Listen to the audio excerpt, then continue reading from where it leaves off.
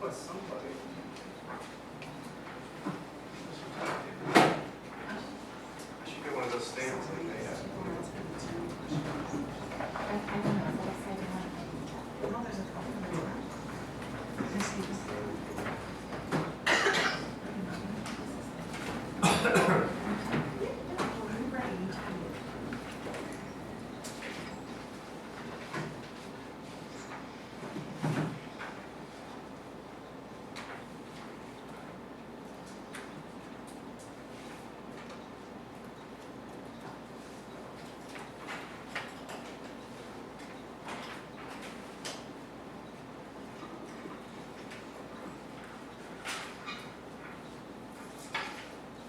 Just gonna move this down a little bit because there's a speaker right here, some speaker. Why do I sound so loud? But it's not normally that loud.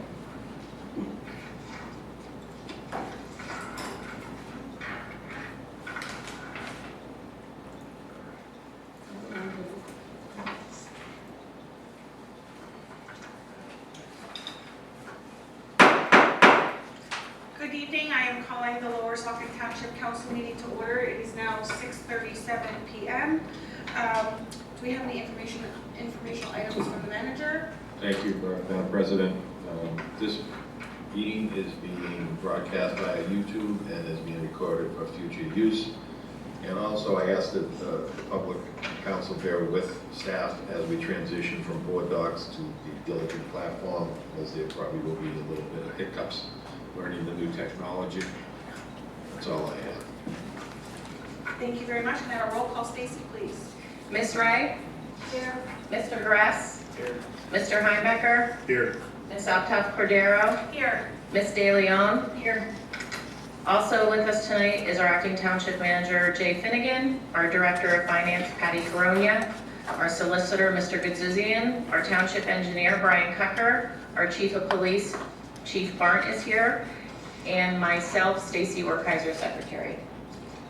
Thank you very much. Can everybody please stand for the Pledge of Allegiance? I pledge Allegiance to the flag of the United States of America and to the republic for which it stands, one nation, under God, indivisible, with liberty and justice for all.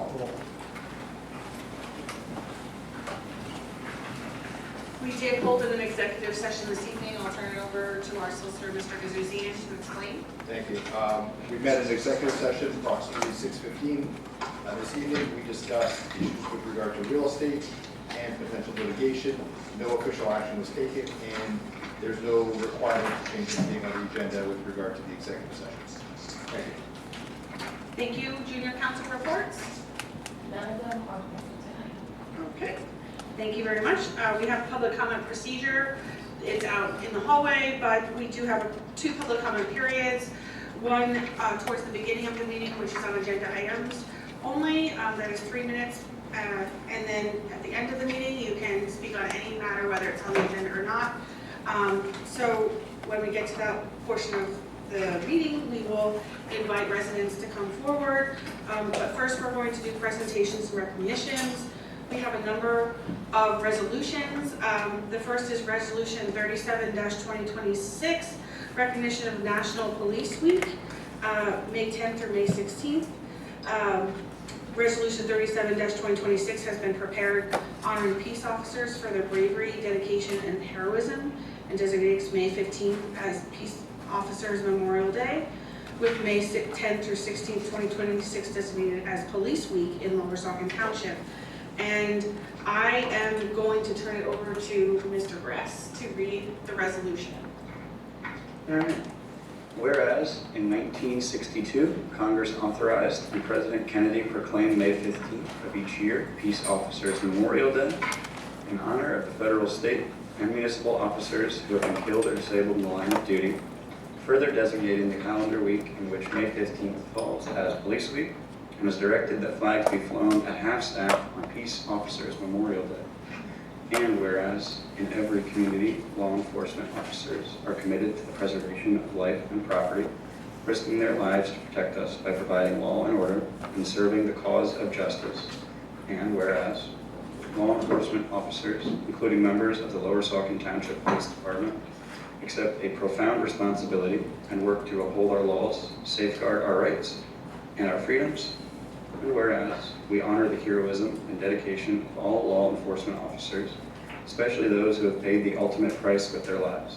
And whereas across the nation, Police Week is observed with ceremonies, including the hanging of a blue bow or ribbon to honor law enforcement officers who sacrificed their lives in the line of duty to honor those who still strive to keep us safe.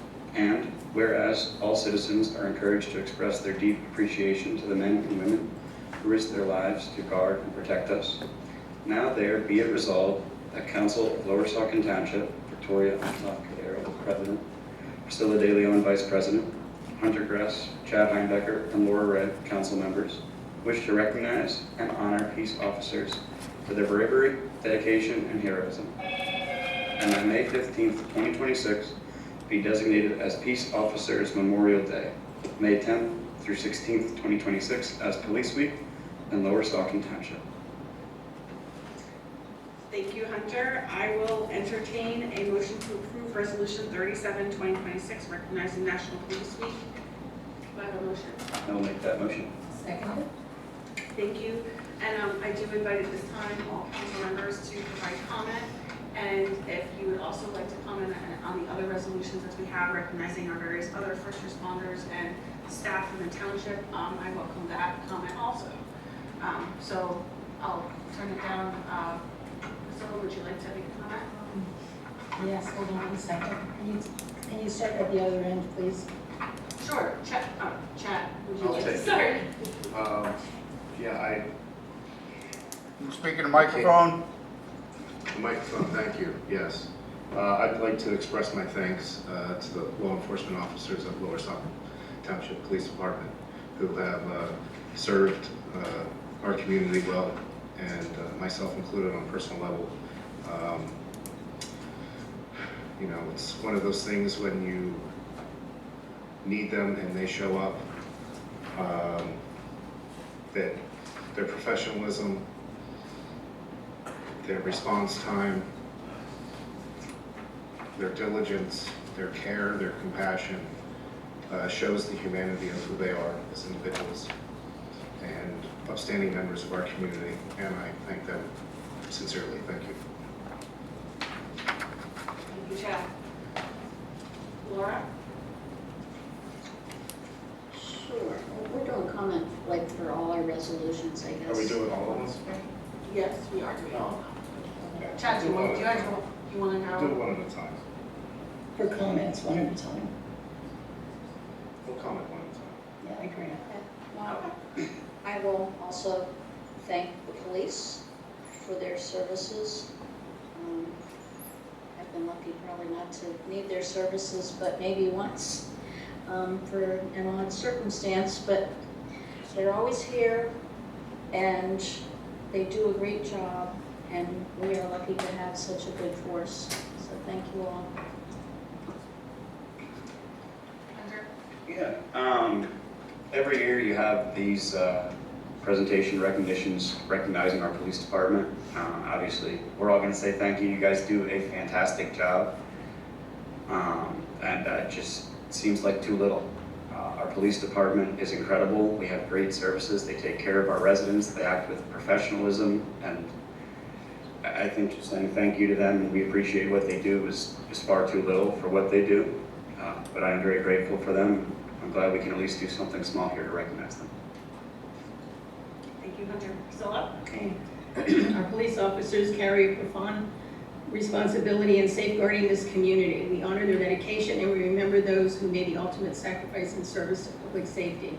And I can only say I remember one time I had the police there and they were very professional. And I honestly can say I really get no complaints about the police department. So Chief, that's through your efforts. That's not the right word, but you know what I mean. And so thank you, and be safe out there. Thank you, Priscilla. I will just echo what everybody else has said, but I also want to say that one of the most wonderful things I think about our police force is the effort that they make to have a connection with every member of our community and to learn about the different people that live in our community. And that's very important because when there's an emergency, both the officers and the residents feel a sense of peace and the ability to trust one another, and I think that's a very important component, and I do want to thank the chief for making that a priority. Especially with the children's programming and the different times in which the police demonstrate things for the children, it really makes a difference, and I think our children look up to our police as they should in a very positive way. So I want to just highlight that as another wonderful component of our police force. So with that, I will take a roll call. Ms. Ray? Yes. Mr. Gress? Yes. Ms. Altough Cordero? Yes. Mr. Heimbachner? Yes. Ms. De Leon? Yes. Motion passes 5-0. Thank you very much. I do have the resolution for Chief Park here for you. Next, we have Resolution 38, 2026, recognizing International Firefighters Day as May 4th, 2026. Resolution 38, 2026 has been prepared to recognize volunteers who serve on Lower Southern Fire Rescue in conjunction with International Firefighters Day, which occurs on Monday, May 4th, 2026. And I invite Laura Ray to read this resolution. Sure. She said this resolution is recognizing and honoring firefighters for their bravery, dedication, and heroism, and designating May 4th, 2026 as Firefighters Day in Lower Saucon Township. Whereas in 1736, Benjamin Franklin founded the first volunteer fire company, Union Fire Company, in Philadelphia, making Pennsylvania the birthplace of the volunteer fire service in North America. And whereas Lower Saucon Township has one volunteer fire department, which operates a total of 4 fire stations. And whereas firefighters perform selfless tasks quietly and often without the recognition they deserve, risking their lives daily to protect the lives and property of the residents of this township. And whereas changes in society and in the environment have increased the dangers these individuals face daily in the performance of their duties as protectors of the residents and property of this township. And whereas the increased number of motor vehicle crashes, brush fires, and general calls for service have placed firefighters in greater danger than ever before in the history of firefighting. And whereas the time firefighters devote to protecting the lives and property of residents of Lower Saucon Township represents time taken away from their families. And whereas May 4th annually serves as International Firefighters Day, a worldwide celebration that started in 1999. And whereas International Firefighters Day serves as a time to thank current and past firefighters for their contributions and to remember those men and women who have made the ultimate sacrifice to save and protect lives in their neighborhoods. Now therefore be it resolved that the Council of Lower Saucon Township, Victoria Altough Cordero, President, Priscilla De Leon, Vice President, Hunter Gress, Chad Heimbachner, and Laura Ray, Council members, wish to recognize and honor firefighters for the bravery, dedication, and heroism, and that May 4th, 2026 be designated as Firefighters Day in Lower Saucon Township. Thank you, Laura. I will entertain a motion. I'll make that motion to approve resolution 38-2026. Second that. Okay. Comments on firefighters? Priscilla? Yes, our volunteer firefighters serve quietly, professionally, and at a great personal risk. Their commitment to protecting lives and property in Lower Saucon deserves our full recognition. And, just like all the volunteers, they miss family functions, they're interrupted their dinners, they really put a lot of time and effort and professionalism. So, really appreciate what you do out there, but be safe. Hunter? Priscilla pretty much covered all the bases there, but again, like I said, with the police department, it feels like just a day of recognition and us all sitting up here voting yes to a resolution doesn't really do justice. It's not a proper thank you.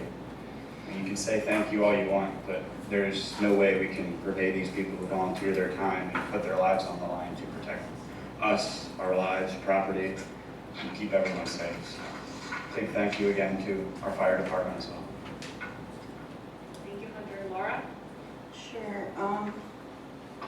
Well, I just want to emphasize the word volunteer for firemen. So that is something that really distinguishes them from some of the other things. They truly are giving up their personal lives because, you know, they work their full-time job and then they do this as a side gig, sort of. They do have their family holidays interrupted, their evening meals, and all sorts of things. And I've learned so much from them being on the Fire Services Committee, and one thing they say over and over and over, they're not in it for the recognition, but, you know, they certainly deserve any recognition that they're given. Especially, I know they noted that there was 3 junior firefighters that just completed their Firefighter 1 training. So I think that takes over 120 hours, is that right, Hunter? Something like that. It's a lot. And when you think that these teenagers that are, you know, in high school, putting that much time into something, it really says a lot. And, you know, with their upbringing, their parents raising them to be committed to volunteer for their community, it says a lot for them. So I really admire and thank all of our firefighters. How many volunteers do we have? Lee Chan, 65 members Yeah, I would maybe, say something like 65. that. Sounds right, somewhere around there. Fluctuates a little. Okay. And how many calls did they make? Something like 900. I believe it was over 900 this year. yeah. 900 Or last year. And most of those are motor vehicle, right? I don't know the breakdown off the top of my head. Okay. But that's like 3 calls. That's 3 calls a day. 3 calls a day. That's a lot of work for people who don't get paid for what they do. And we recognize them with a day, not a whole week. They don't get a week. Why don't we do a week? We should do a week. Everybody else gets a week. They should get a week. That's what I said. Um, It's international. Okay. I Somebody don't know. else It should be made it up. firefighters week. They should all get a week. Everybody should get a week. Yeah, I luckily have not had to call the fire department yet. But I know that when I do, that they're going to show up on time quickly, and they're going to take care of what needs to get done. They're diligent and responsible, and yeah, kudos to all of them that volunteer their time to the community, and without them, you know, we'd be facing a significant financial burden. What's the ballpark and how much it would cost us if we didn't have a volunteer firefighter department? How many millions of dollars would that cost us in the township? 4 $4 million. million. And they get a day. So thank you to all Lower Saucon Fire Rescue. I appreciate it. Thank you, Chad. I echo all of your comments. Thank you for everything you've said. I also, with Laura, have served on an executive committee, and you learn a lot, and you also are humbled to see how much they do day in and day out that we don't see because it's all done behind the scenes and they don't want recognition. So I'm happy that we can at least provide this thank you. But when you see them in the community, some of them are in public works, and some of, you know, a lot of them are in the community, please say thank you. I'll take a roll call.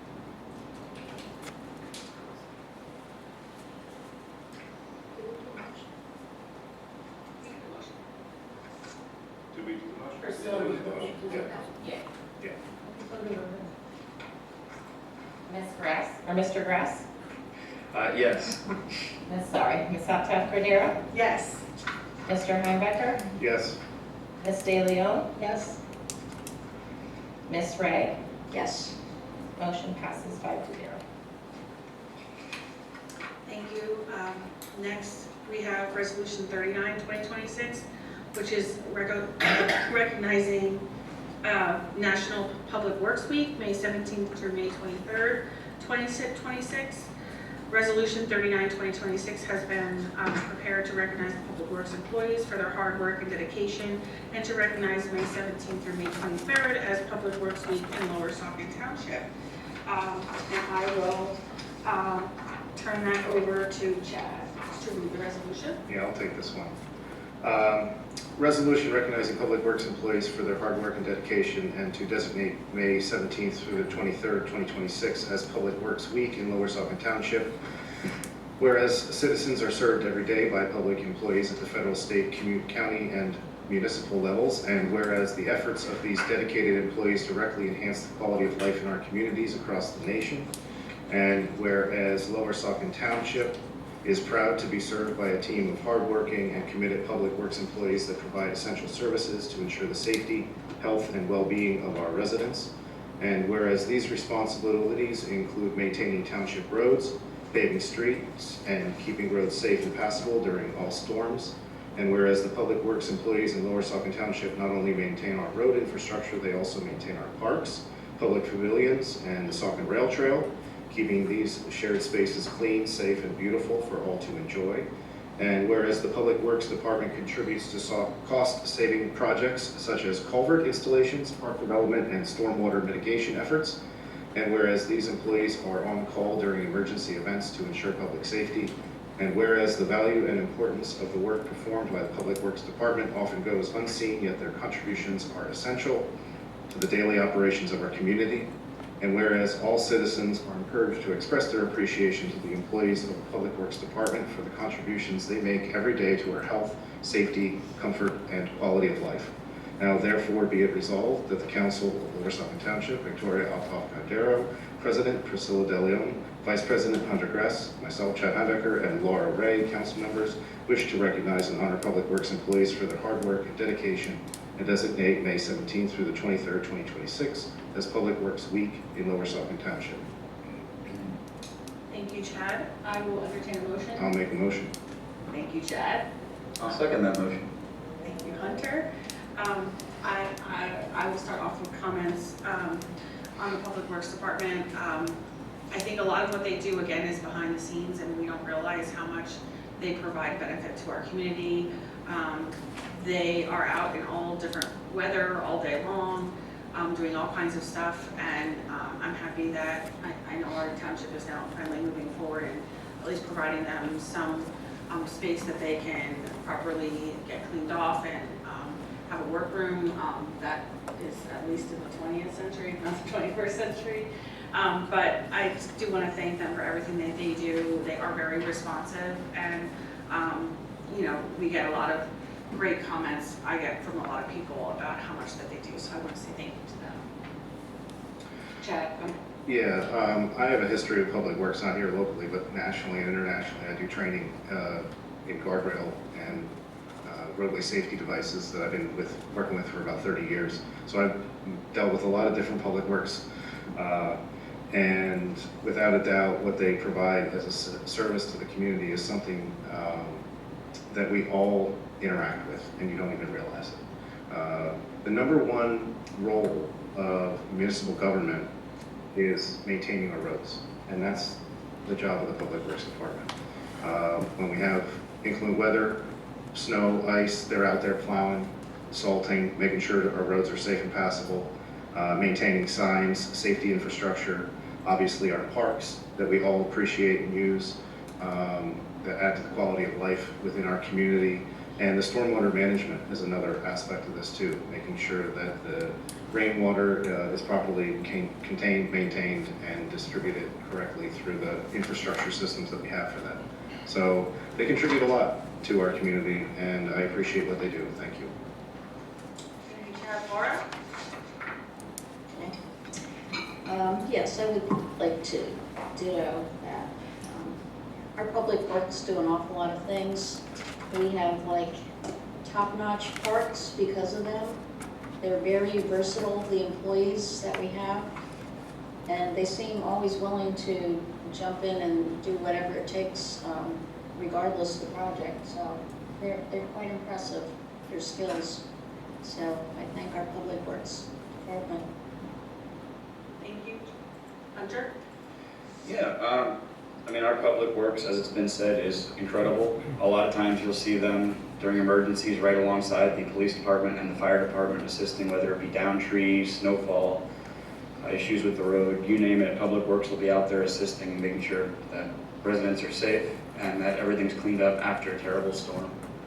They save us a boatload of money by avoiding having to use contractors for a lot of our projects, including on our parks and our roads. And they are an essential asset of the township. And again, a thank you for them is just not enough. But that's all I can really say is thank you, and we appreciate the work they do. Priscilla? Okay, so Public Works is the backbone of daily township operations. Their steady, often unseen work keeps our roads safe, and our parks maintained and our infrastructure functioning. And they do a great job, and they're not thanked enough, and like everyone else. So I just want to heartfelt thank you. So that's all I have. Thank you, Priscilla. When you see them out and about, we say thank you. Roll call, please. Ms. Uptown Cordero? Yes. Mr. Heimbechner? Yes. Ms. De Leon? Yes. Ms. Ray? Yes. Mr. Gress? Yes. Motion passes 5-0. Thank you, Stacy. Next, we have resolution 40-2026, which is recognizing National EMS Week, May 17th through May 23rd. Resolution 40-2026 has been prepared to recognize EMS professionals for providing their wide range of medical interventions to support and care for everyone. The week of May 17th through 23rd is dedicated to all EMS professionals in our community who care for all, wherever and whenever called upon. Priscilla, would you like to read this resolution? Sure. So resolution recognizing Dewey Fire Company Ambulance Squad for their hard work and dedication, and to designate May 17th through the 23rd, 2026 as EMS Week in Lower Salton Township. Whereas Dewey Fire Company was founded in 1897, located at Durham Street, Hellertown Borough. And whereas due to the need for emergency medical services, Dewey Fire Company Ambulance was created on June 27, 1947, responding to their first call on June 19, 1947 at the Hellertown Pool. And whereas Dewey Fire Company Ambulance started paying staff for day coverage in September of 1998. And whereas they began coverage of the entire Lower Salton Township in 1998, providing basic life support services when Sawaikel Ambulance closed its doors. And whereas as the demands of their services increased, Dewey Fire Company Ambulance expanded service to 7 days a week in 2001, adding that second floor to their building in 2004, increasing service to 24/7 coverage in 2005, or 05. And whereas Dewey Fire Company Ambulance received certification to provide advanced life support services in January 2010, and whereas currently they are staffed with 55 certified personnel, of which 21 are paramedics, 31 are EMTs, and 3 are volunteers. And whereas after 28 years of providing services to Lower Salton Township, all citizens are encouraged to express their appreciation to the employees of the Dewey Fire Company Ambulance for their contributions they make every day to our health and safety to the residents of Lower Salton Township and surrounding communities. Now therefore be it resolved that the Council of Lower Salton Township, Victoria Optoff Cordero, President, Priscilla De Leon, Vice President, Hunter Gress, Chad Heimbechner, and Laura Ray, Council members, wish to recognize and honor emergency medical service employees for their selfless dedication and to provide life-saving services and designate May 17th through 23rd, 2026 as EMS Week in Lower Salton Township, adopted and enacted this 15th day of April 2026. Thank you, Priscilla. I will entertain a motion for that. I'll make that motion. And I will second that motion. All right, thank you. Hunter, would you like to go first? Sure. Pretty much just echoing my comments that I made for the last resolutions. EMS providers, again, are right there with our police and fire department, responding on the worst day of your life and hopefully making it a better day for you. What more is there to say? I mean, they save lives, quite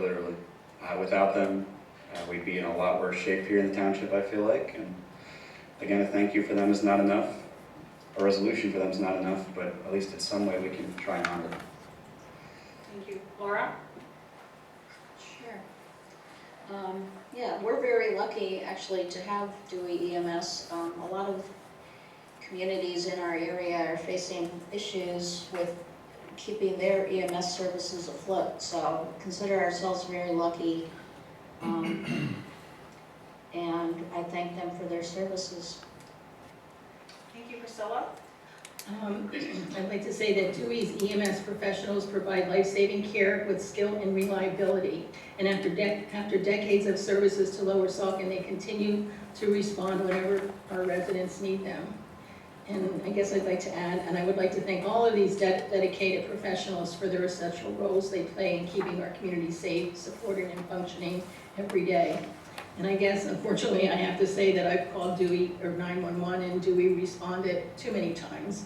But they were right there helping me and getting me to the hospital, and I was very, I don't know what's the word I want, like, I knew they were taking care of me, so thank you. Thank you, Priscilla. I will just say, this is another special thing that we have in our community. It's nice that you can be a member of Dewey and you can provide an annual donation for them. And then they are able to provide services to us. And I know a lot of people appreciate that. It's just one less thing that they have to look at when they're looking at a large medical bill going to the hospital. So I do want to thank them and remember that in the community we have that as a special, it's something special that we don't want to ever lose. So, but I do thank them, and I echo what everybody else has said. It's not enough to do a resolution that Chad has to go to, so go ahead, Chad. Yeah, I would like to thank them for their service as a keystone of the community.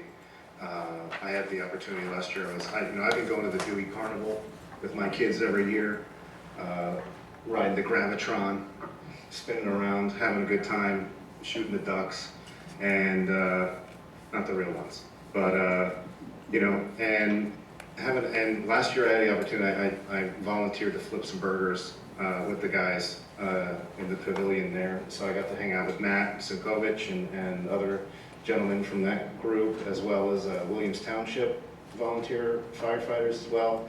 A lot of good guys in that community that care a lot about what they do and the people in it. So I think, I just tried to search it up real quick. I think the Dewey Carnival is coming up mid-July. If I'm looking at the website, and it's right, it's saying the 7th through the 11th, but I'm not sure. So if you get a chance, make it out to that, and thank them for what they do. Thank you. I'll entertain a roll call then. Mr. Heinecker? Yes. Ms. De Leon? Yes. Ms. Ray? Yes. Mr. Gress? Yes. Ms. Uptown Cordero? Yes. Motion passes 5-0. Thank you very much. Next, we will have Lower Saucon Township Police Department's annual report presented by Chief Barnett. I welcome him to the podium. Thank you. Thank you. Before I start, I'd like to thank council on behalf of all the officers of the department, the clerical staff, and myself for passing the resolution and your continued support throughout my entire career here, 36 years, still going strong. So, thank you. I'm not going to read this word for word, but I will like to highlight the important. This will be posted on our Crime Watch page starting tomorrow morning. So it will be for public view. And if anybody ever has any questions, feel free to reach out and contact me. Stacy, you got it? There you go. So I will read this one. This is a message from myself. It is both an honor and a privilege to present the 2025 annual report. Above all, I extend my sincere gratitude to the dedicated officers of this department, as well as our non-sworn administrative assistant. Their professionalism, commitment, and dedication to service make all of our accomplishments possible. In 2025, the department handled 4,074 calls for service. The officers patrolled 155,061 miles, made 115 criminal arrests, initiated 1,845 traffic enforcement actions, resulting in 1,126 traffic citations, 67 non-traffic citations, 384 written warnings, 36 parking tickets, and I don't know how many verbal warnings, because we don't keep track of that. They also responded to 238 motor vehicle crashes, consisting of 102 reportable crashes and 136 non-reportable. The difference between reportable and non-reportable, reportable is any vehicle that is towed or if there is injury. Non-reportable would be a fender bender in a parking lot, a deer strike, something like that. In addition, our bike patrol officers also covered 172 miles throughout the township, and I'll add a little bit in later on that. In addition to answering the calls for service and traffic enforcement, our department remains committed to improving the quality of life for all of our residents and commuters who travel through this township. The Lower Saucon Police Department's officers and administrative staff are committed to providing the highest level of service to our citizens and our community. As the dynamics of our community continue to evolve, the police department will respond by identifying and implementing innovative policing methods and techniques to adapt to the changing conditions. In partnership with the community, the Lower Saucon Police Department is committed to providing professional police services to our citizens and our community. It is our goal to have a transparent police operation for all community members, which will continue to strengthen our partnership with the community we serve. There were so many achievements and accomplishments in 2025, and I look forward to continuing this important work in 2026, along with the support of our dedicated officers and most importantly, the community we serve. The next page has our mission statement and objectives, which is posted on our Crime Watch page, as well as the front lobby of the department that we have to adhere to as per policy and code of conduct.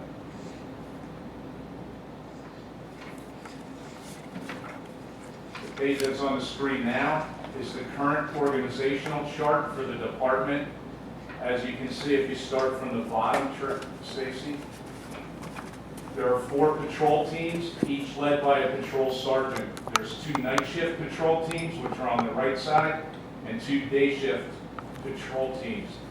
Our officers work steady shifts. Half the department works steady night shift, half the department works steady day shift, which means we also have to have a steady supervisor for each shift. They are permitted to switch every year by seniority, and that's agreed upon by the police association themselves, and then they report it back to me. From there, the patrol officers, they answer to the sergeants, who in turn, the entire patrol division answers to the lieutenant.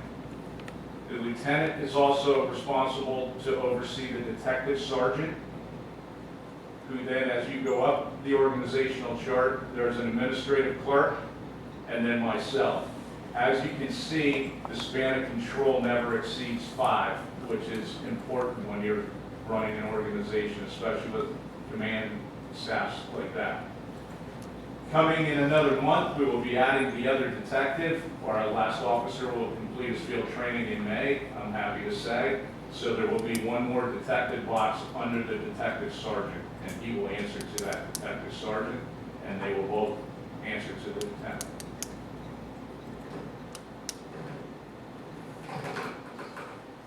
Next page has to do with our accreditation through the Pennsylvania Chiefs of Police Association. We have been accredited since 2019, recently receiving our 4th reaccreditation. You can read through the standards in there. There's numerous standards that we have to meet every year as proofs, and every 3 years we go through a reassessment by the PA Chiefs of Police. Our 4th reaccreditation was late 2025. In the next 3 years, we'll receive our 5th, which will give us premier status, and then that'll set us on to the next level. We'll only have to do it every 5 years.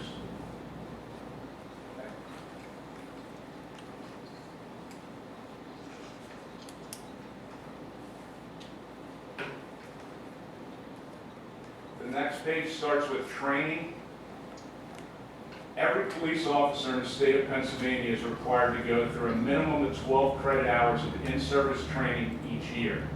This can be done at the police academy or local community college that support the academy, or you can do it online. Our department chose us to do it online during shift at roll call or at breaks. That way we don't have to send and cover shifts to go to the police academy.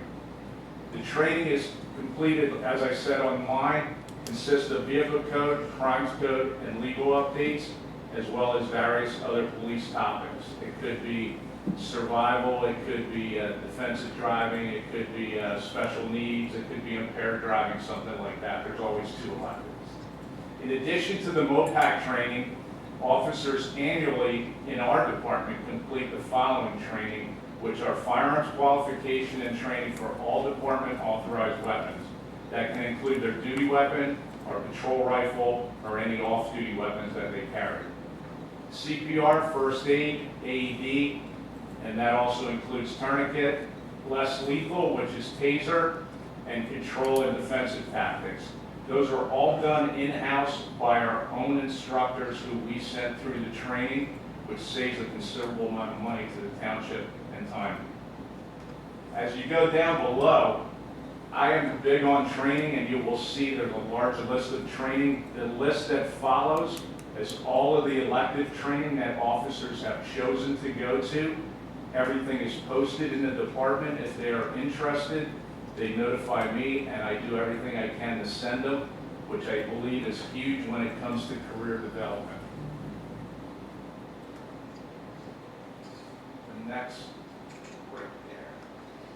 The next one, leadership development and incident command training.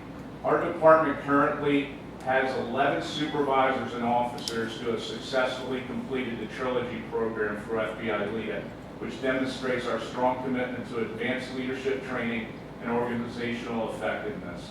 If you remember, we had the FBI LEADA here, and we got the Department Trilogy Award. And now, since all of our supervisors are, I believe we sent 4 patrol officers that have completed it, and my goal is to continue, and that gives them all an opportunity, leadership role moving forward in their career.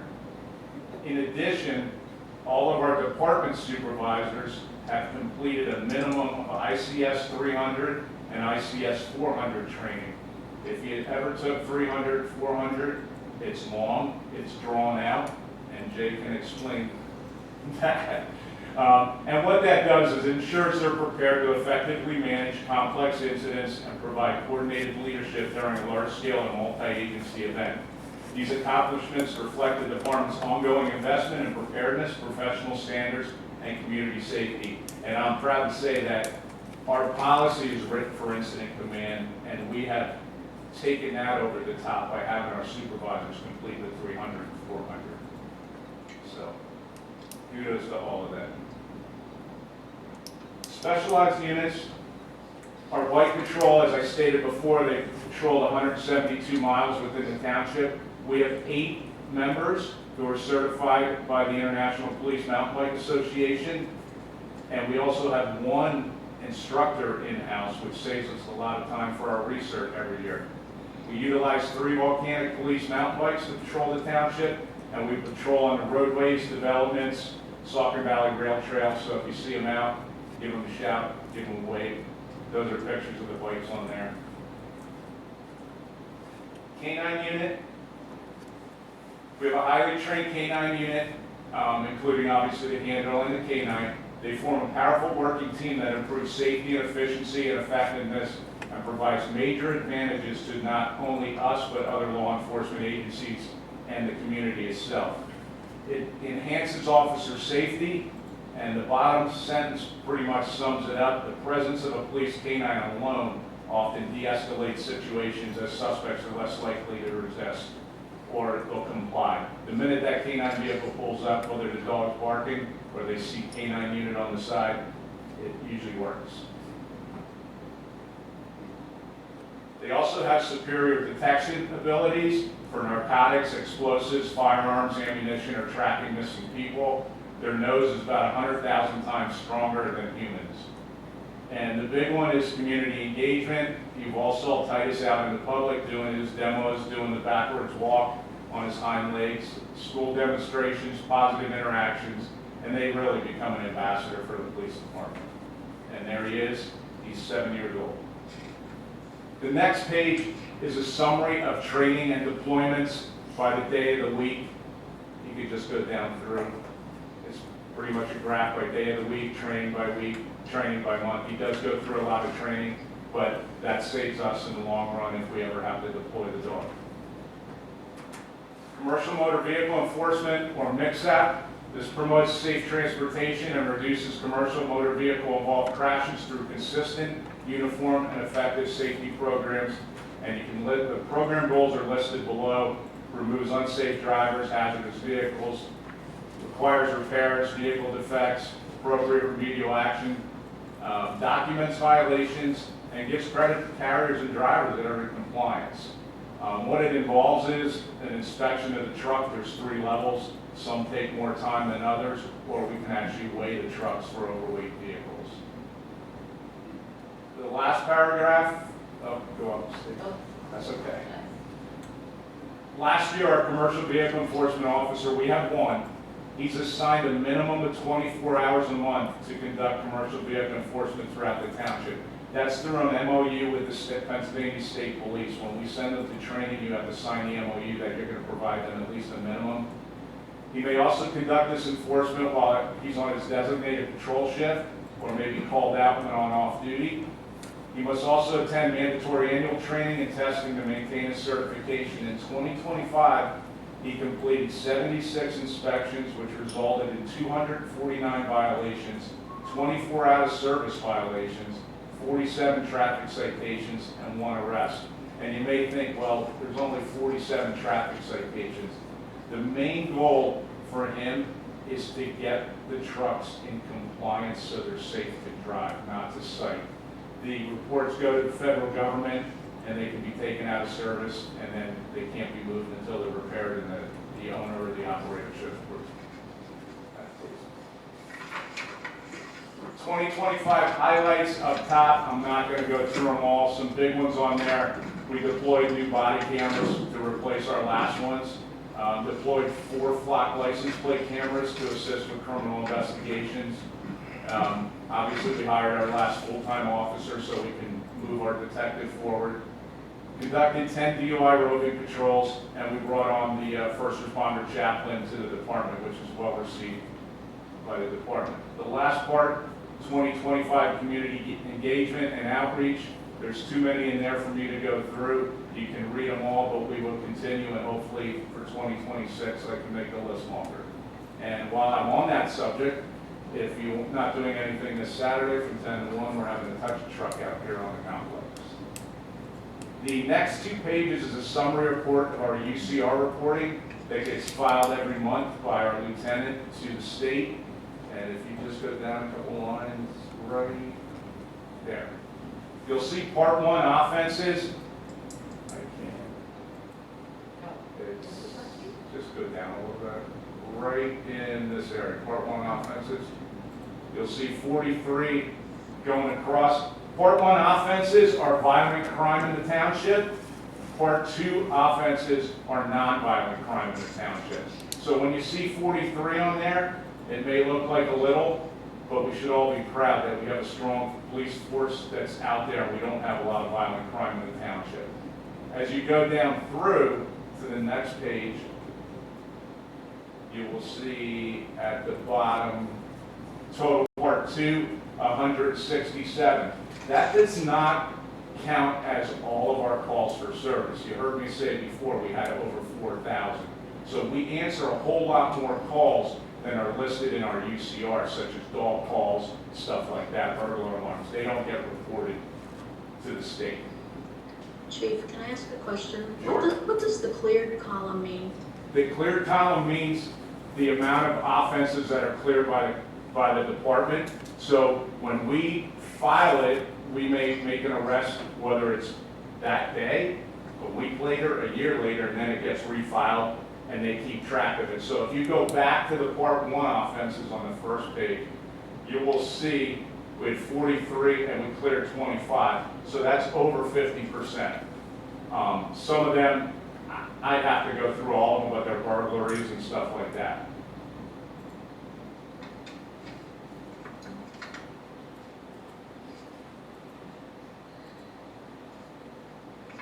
This page is obviously a pie chart which shows a breakdown in percentages for part 1 and part 2 offenses. next one is violent versus property or other. You can see the violent crime is very minimal. And the last one is the drug breakdown in percentages. You can see most of our drug violations are marijuana violations. This one is a trends chart for the year 2025. You will see the big ones would be burglary in the red, larceny or theft. There was 1 or 2 motor vehicle thefts and an aggravated assault. The next one is a part 1, as I said before, the violent crime, a comparison from the year 2024 to 2025. And that's going to show you that we did have more violent crime or part 1 offenses in 2024, and that was due to the increase in burglaries. These last 2 pages are a list for all of our calls for service for the entire year. As I said before, they're not all reported to the state. As you're going down through the numbers and you get to anything under a 2,700, they get reported to the state. That's the easy way to remember it. And anything over are just regular calls for service, lost, missing property, motor vehicle accidents, suspicious people, stuff like that. And if you get to the last, it will actually have a tally of 4,074. And like I said, that will be on our Crime Watch page for the public to review, and the township can put it on their website at a good spot. Thank you, Chief. I do, before you, Mr. Dunn, I just want to check with council. Does anybody have any questions for the chief about the report? I just have one question. At the bottom, it says, hang-ups, 361 hang-ups? 911 hang-ups, 361 Can I tell you a funny story? Pardon? Can I tell you a funny story? So I have one of those watches, okay? Mm-hmm. And I have to wear it on this arm, right? So I have to turn it so the little button thing, right? So I'm laying on my sofa watching a movie, and I heard this little voice going, "Hello, who's there?" And I'm like, "Who the heck's in my house?" Here, I by accident dialed 911, and I'm like, "Oh my God!" I That said, happens a lot. but I was just the way I had my hand bent, like push the button and call 911. So I probably was one of those calls. I got a couple questions for you. Sure. Do you know when National Night Out is going to be? National Night Out is the first Tuesday in August. Quote me, I think the 6th. First Tuesday in August? First Tuesday in August. Okay. Yeah, And that's it'll be fine. from 5 to 8 at the township complex Here again. again. Yeah. Okay. When you're out on the rail trail with your bikes, are you checking for speed of No. anybody? Because there's No, motorized. I'm sorry, what the bike patrol guys will do is they'll obviously engage with the community, but if they do see any, excessive speed or, those fast e-bikes or something like that, they'll attempt to warn them and educate them on what the laws are. Is there a speed limit on the rail trail? I believe there is one by the Rail Trail Commission. I don't remember what it is. Yeah. I know there's a minimum. I'm on the committee, we were talking about how we would enforce that. That would be a There's question. nothing we could enforce by that, because we'd have to have lines that are calibrated on the roads and stuff like Okay, that. I think it's more, honestly, an education thing, and I think through our social media sites and our bike patrol officers, we can hope to get that work. Yeah, because anecdotally, I've been out there and people are zipping on these e-bikes and some of the unicycle ones that you can stand on, the gyroscopic ones, Yeah. with their boom box just rolling right, doing 40 miles an hour down there. And I think that's a little bit dangerous. I also want to make a comment that I'm thankful that none of our officers were injured during that incident on Apple Butter Thank you. a month ago. Very unfortunate how that played out, but I'm glad that nobody was hurt in all of that. The last comment here on the motor carrier, you're doing a very minimal amount of time on this, right? 20? That's a minimum. A minimum. Of 24 hours. So he's actually scheduled 24 hours a month. He's taken off his regular patrol duties to do that. Do you think there's a need for more time I dedicated believe to that? I believe there is a need for more time, and now that we're up to full staffing, I may be able to adjust that, give him another 12 or 24 hours a month. A month? Yes. Yeah, and where are you seeing in the township, like a road where Any- having He these. does his enforcement anywhere. It can be 378, 412, Easton Road, Applewater Road, Lower Saucon Road, Old Philadelphia Pike, Cidersville Road. He goes throughout the township. The key for him is he has to have a safe spot to pull him over and to park him out of service. Okay. All right, well, thank you for your time again tonight, and this report, very informative. Thank you. Thank you. Any other questions?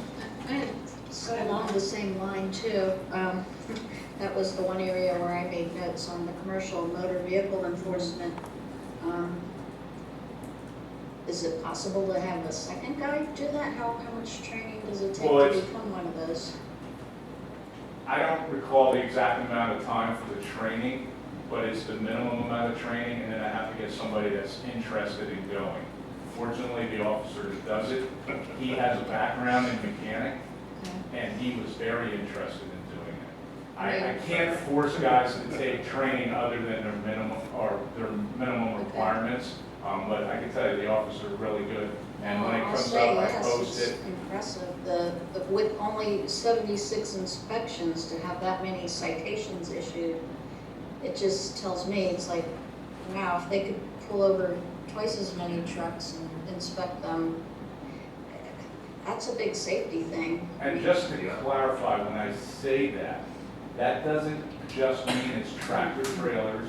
It doesn't mean it's just dump trucks. It's landscaping trucks with trailers, which are, quite frankly, there are a lot of them that are in violation. I just had a guy drive by and his trailer fell off in front of my house. So it's anything that's towing. It's not just, Yeah. not just tractor trailers Okay. or dump trucks and stuff like that. Whatever it is, I mean, it's like, it would be great if we could convince somebody else to do this too. Is there a Because that's great results. Yeah, is there a breakdown on what kind of vehicle it is?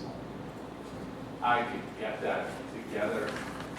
I don't have it in this No, I report, but I could gladly have something put together. Just give me some time, I'll get it to Jeff. I'm kind of wondering how many garbage trucks violate. I Kind of honestly where don't my know. head is. How many of these are garbage trucks? But I can get that to you, Jeff.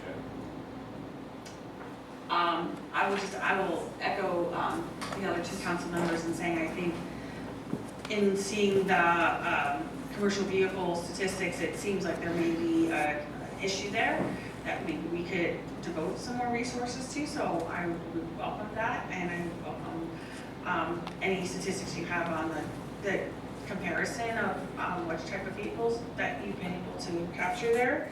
The one thing I did want to ask, and obviously don't have to have the information tonight, but I would love to see some statistics over time, like maybe the last 10 years, just to show like how our part 1 and part 2 crime rates have fluctuated over the years. Okay. I think that would be helpful to understand. And I know I thank you for providing an update on the lieutenant position. I'm hopeful that perhaps we can start keeping track of like statistics with the cyber crime. I think it's a line item, but I know that was one of the major concerns you had was just the amount of time devoted to like internet searching and social media and that kind of thing. Fraud and scam, Yeah, so I would, I'd be interested, obviously you're getting somebody in that role now, so you don't have it all right. retrospectively looking, but prospectively looking, it would be nice to see how that's working and to understand how you've been able to then diversify the different roles and what they're doing now that you have your complement of officers. But I also want to say thank you very much for putting this together and coming and presenting. It's very informative, and I think it helps our public understand what you do and the importance of what you provide to our community. But I do want to offer to the other council members for questions. I'd just like to comment, and correct me, Chief, if I'm wrong, but the garbage trucks on Apple Butter Road, because that's a state road, right? And half of it is City of Bethlehem, and the other side's Lower Saucon. And we were always told it was hard to set up something there. Well, I think there's a misconception everywhere. So The mix-up officer just doesn't target garbage trucks. He No, no, no, targets I'm not any suggesting- commercial vehicle. And I'm not saying he does, I'm just, Let me just add in, he also can stop vehicles on any roadway. So he could go over into Bethlehem and assist them and do it. Bethlehem can come into us. He could go up on the highway and do it.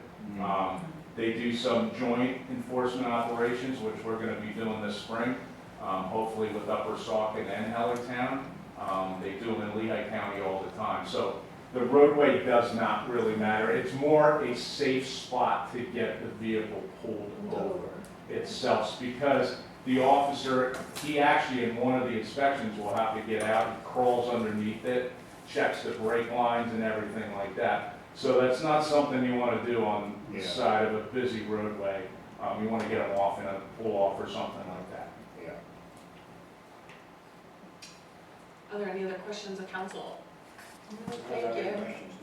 Thank you. Just Thank you very much. You're very welcome. Have a good evening. Thank you.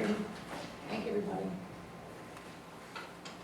Next, we have Easton Road over East Branch, Shockey Bridge replacement. I believe that we do have some PennDOT representatives here, and they will be presenting the upcoming project to replace the bridge carrying SR 2006, which is Easton Road over the East Branch of Shockey Creek, and that's, I believe, the bridge that most people are familiar with that intersects Ringhofer and Easton Road right there.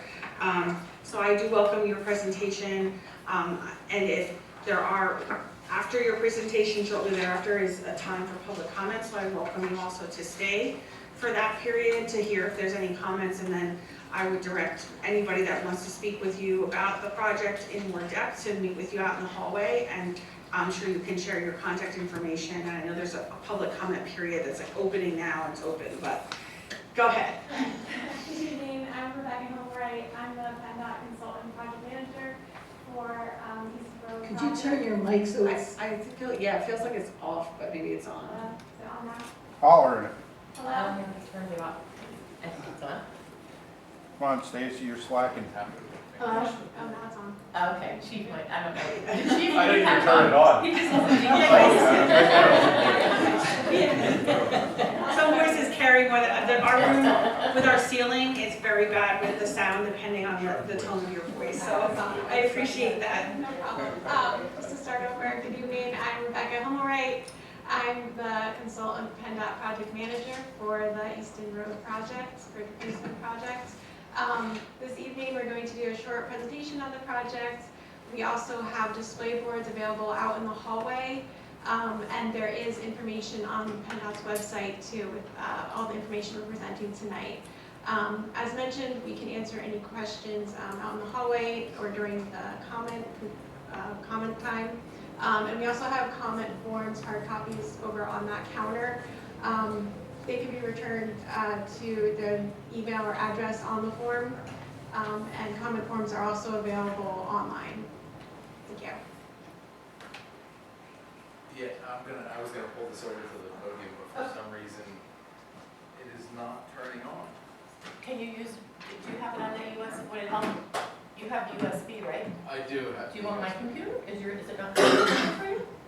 No, my computer's not turning on. Here, well, do you want to just, you want to put your Can I USB pull that in over here? here onto Yeah. the, yeah, that'd be great. There it goes. Oh, yeah, that's for, okay. That'll work. I only have to click one time. Okay. Oh, I thought you would. I'll see if they go in presentation. No, you don't need this, do you? I don't, if now that mine's turning on. I'm sorry. I guess I misunderstood. Just bear with us as we deal with tech. We'll be there in a second. There we go. Okay, now I'm working. Oh, you got it? Yes. Okay. But I have the clicker that will click through you, Yes. right? Okay. Great.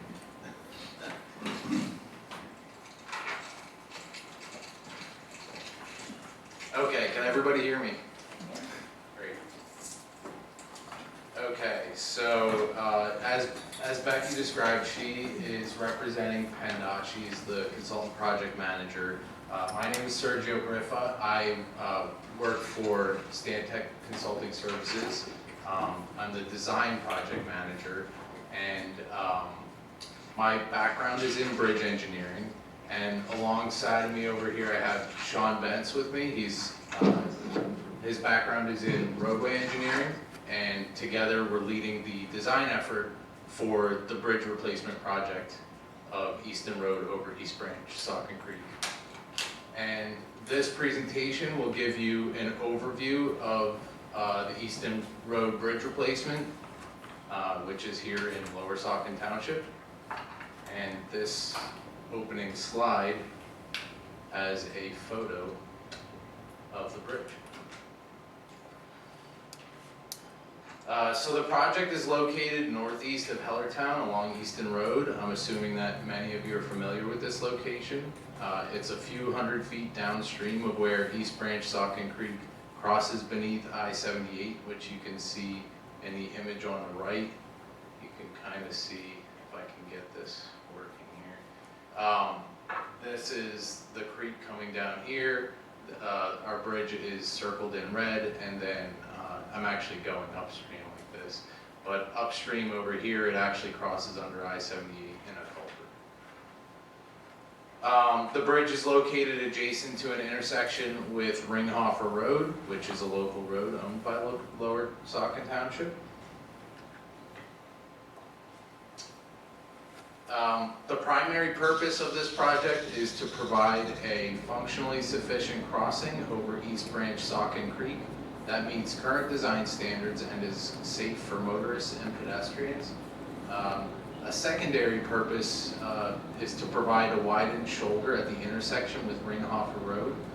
You can see in this photo, this is a perspective of standing on Easton Road looking east, and the intersection on the left-hand side is Ringhofer Road, and you can see that corner at the bridge rail. It's kind of tight for larger vehicles, and this has been an issue. So a secondary goal of the project will be to improve that condition.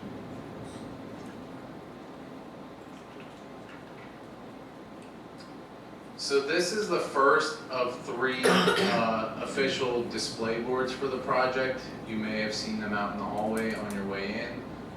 We'll leave these display boards here for public viewing for the next month. The official comment period begins today, and you're welcome to send comments and questions. I'll give you some information on how to do that at the end of the presentation. So this first view is a plan view of the project site. Easton Road is oriented left and right on this view. It's a 2-lane road with a posted speed limit of 45 miles per hour. It sees roughly 5,000 cars per day. And this graphic depicts the proposed alignment and replacement structure, and the alignment will remain as existing on a straight tangent. You can see the approach roadway work is displayed by the darker shaded areas. The proposed lanes will increase from 11 to 12 feet at the bridge. The proposed structure will include provisions for a widened left shoulder to accommodate the difficult turning movements, as I previously discussed. So you can see in gray that represents the proposed structure, and you can see it's kind of splayed and widened along the left shoulder, and that will accommodate a little additional space for wide turns. The area that you see in the red crosshatch pattern, I'm not sure if you could really see that with the lighting here, but these areas close to the ends of the structure, those represent additional required right-of-way area that PennDOT will need to build and maintain the proposed structure. Then the areas in the orange hatching, I'll point that out as well in case you can't see it. That's these outer, larger areas around the end of the structure. Those represent temporary easement that PennDOT will need to access the project site. If you've driven through this area in recent months, you may have noticed some utility construction work. UGI has underground gas lines in the vicinity of the existing bridge. Some of these gas lines have been relocated as part of an independent UGI project. That's not related to the bridge project at all. This was previously planned prior to UGI having knowledge of the bridge replacement. UGI's work is anticipated to be completed this year, and that will be completed before any construction on the bridge. And then once UGI's project is complete, it's anticipated that the bridge replacement will not impact any of the underground gas lines any further.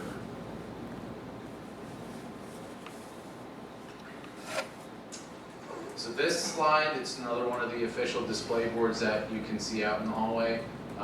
This is a representation of the existing and proposed bridges. So the top two photos, the top graphic to the left is a typical section of the existing single-span steel I-beam bridge. It's got an open grid steel deck, and it has a curb-to-curb width of roughly 30 feet, which means basically from rail to rail, passing through the bridge is roughly 30 feet. That's another picture of it there on the top right. The bottom photo, it'll be replaced with a precast concrete box culvert, which provides an economical solution that can be installed quickly and has low future maintenance concerns. The lower left photo is a typical section. You can see the proposed roadway template on it. I know those numbers are kind of small up on the screen there, so feel free to take a look out in the hallway, and these will also be displayed online.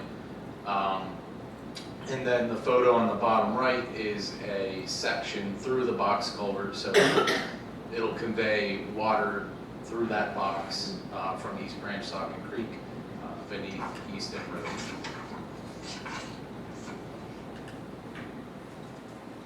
So the construction will take place under a full detour, and this is the detour that is proposed during construction.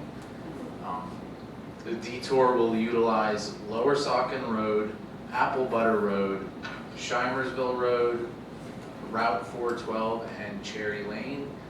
The detour length is roughly 7.5 miles.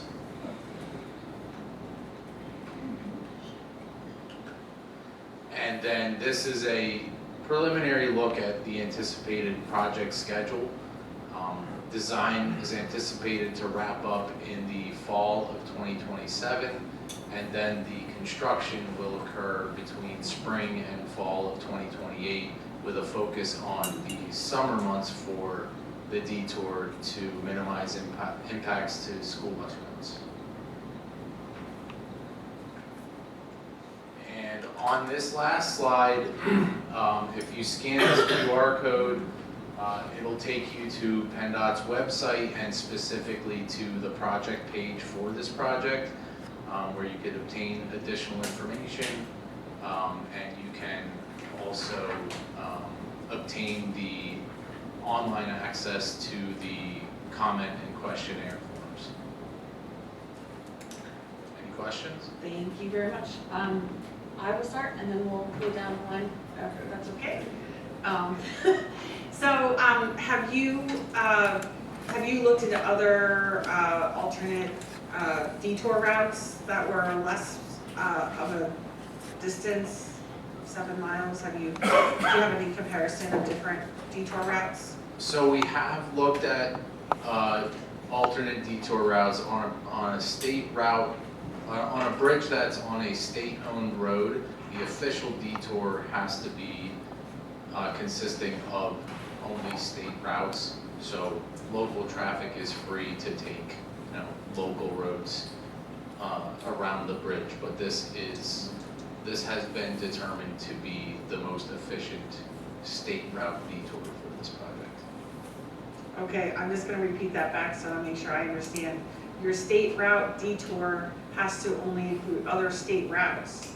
So you can't necessarily collaborate with the township to develop a less detour of a route with our roads in conjunction with state roads? Correct. In extenuating circumstances when there's no other alternatives, that's the case, and Sean, you can chime in if I'm. I believe we can collaborate with the township if we're open to it. We can have a memorandum of understanding of the conditions and things. I mean, we try to stick to state routes just to minimize the impact to the township. Yeah, I think, this is just me speaking as one individual council member, but I think our residents would appreciate, we are a rural township in a lot of sections, and so adding that would significantly increase people's commute times and just getting from one part of the township to the other. And I think that might be helpful to at least explore. It may not be feasible for various reasons our staff determines, but I would suggest that you are best to stick to state routes because you do not want the wear and tear and the cost to the township to have to repair municipal roads from it's taking a 6 to 12 month project, I would assume. So that's a good point that you bring up. So the structure that has been selected and designed is a structure that can be constructed in a fairly rapid manner, and we don't anticipate the detour to occur outside of the summer months. Short time frame, 6 to 12, it wouldn't be that much of a duration. Can we go back to the detour slide? wait, hold Can we on. pull that back up, please? Check this. We're just gonna go down one at a time. So the other question I had, I noticed you're trying to correct that turn that goes from Ringhofer to Easton Road. Let's create a safer turning radius there. I thought it would be important to share that the township has put a specific weight limit signage on Ringhofer Road, and we have a historical concern that commercial vehicles, trash trucks and other commercial vehicles that are not using the appropriate GPS technology end up turning off of Apple Butter Road onto Ringhofer back to, excuse me, Easton Road to get on Route 78. And so like, we don't really want to encourage that route anymore than we have to. And so I'm curious how you plan on directing those commercial vehicles out of, the direct location of the bridge replacement to make sure that we don't run into a situation where we're also getting more commercial traffic. Right, yeah, and it is noted that Ringhofer is posted for a 10-ton maximum, which should, in theory, deter those commercial vehicles as you're describing. And we don't intend for there to be any change to that. And the correction of that curve is not intended to encourage vehicles that shouldn't be on Ringhofer, but it was noted that there have been situations where right-turning vehicles from Ringhofer onto Easton Road have actually struck and gotten stuck on the bridge, and this improved condition will at least alleviate that. I don't know that we would, as with any law, there's a law in place, but people will break them. So at least it'll alleviate the outcomes from those issues. Do you plan on posting the detour at Apple Butter Road? When you have to do this detour, like, where's your signage gonna be going?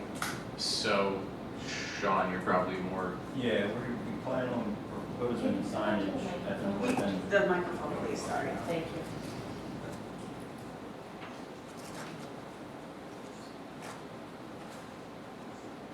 So there's signage proposed at the north end of Apple Butter. We also have signage, I believe, proposed on the eastern, I guess it would be the westbound approach on Easton Road, saying where it's closed. I think we have signage, eastbound approach saying where it's closed. But particularly to your question, yes, we have signage at the north end. I don't remember the name of the road, but the other one that kind of comes in a diagonal there. We have signage there kind of saying that there's a detour in place also. Okay, I would, maybe if there's a way we can also maybe collaborate with the township on signage to make sure that I personally find that signage is never enough until you get to the closest location, and local people will find that out quickly, but I think the more signage, the better. So if there's a way to make sure that we're alerting people from various places, that would be helpful. One thing I would be remiss to discuss is Easton Road has been torn up with the gas replacement, as you had indicated. And I know our residents are very eager to find out when PennDOT will be repaving Easton Road. So obviously you're here for the bridge, but we would really like to know when Easton Road will be repaved, and will that repaving be delayed because of this bridge replacement project that is anticipated in 2028? So you're asking about the paving in conjunction with the gas line replacement? Well, of Easton Road, yes. I think, and I don't want to speak out of turn for PennDOT, but if the gas line was replaced by UGI, Can you speak up? sorry, if the gas line was replaced by UGI, I believe as part of their permit, they're on the hook for all restoration activities. Yeah, that's the bigger concern, because they generally just patch the hole, the piping that they had to lay, so that it creates an uneven surface, and a lot of people are concerned about that.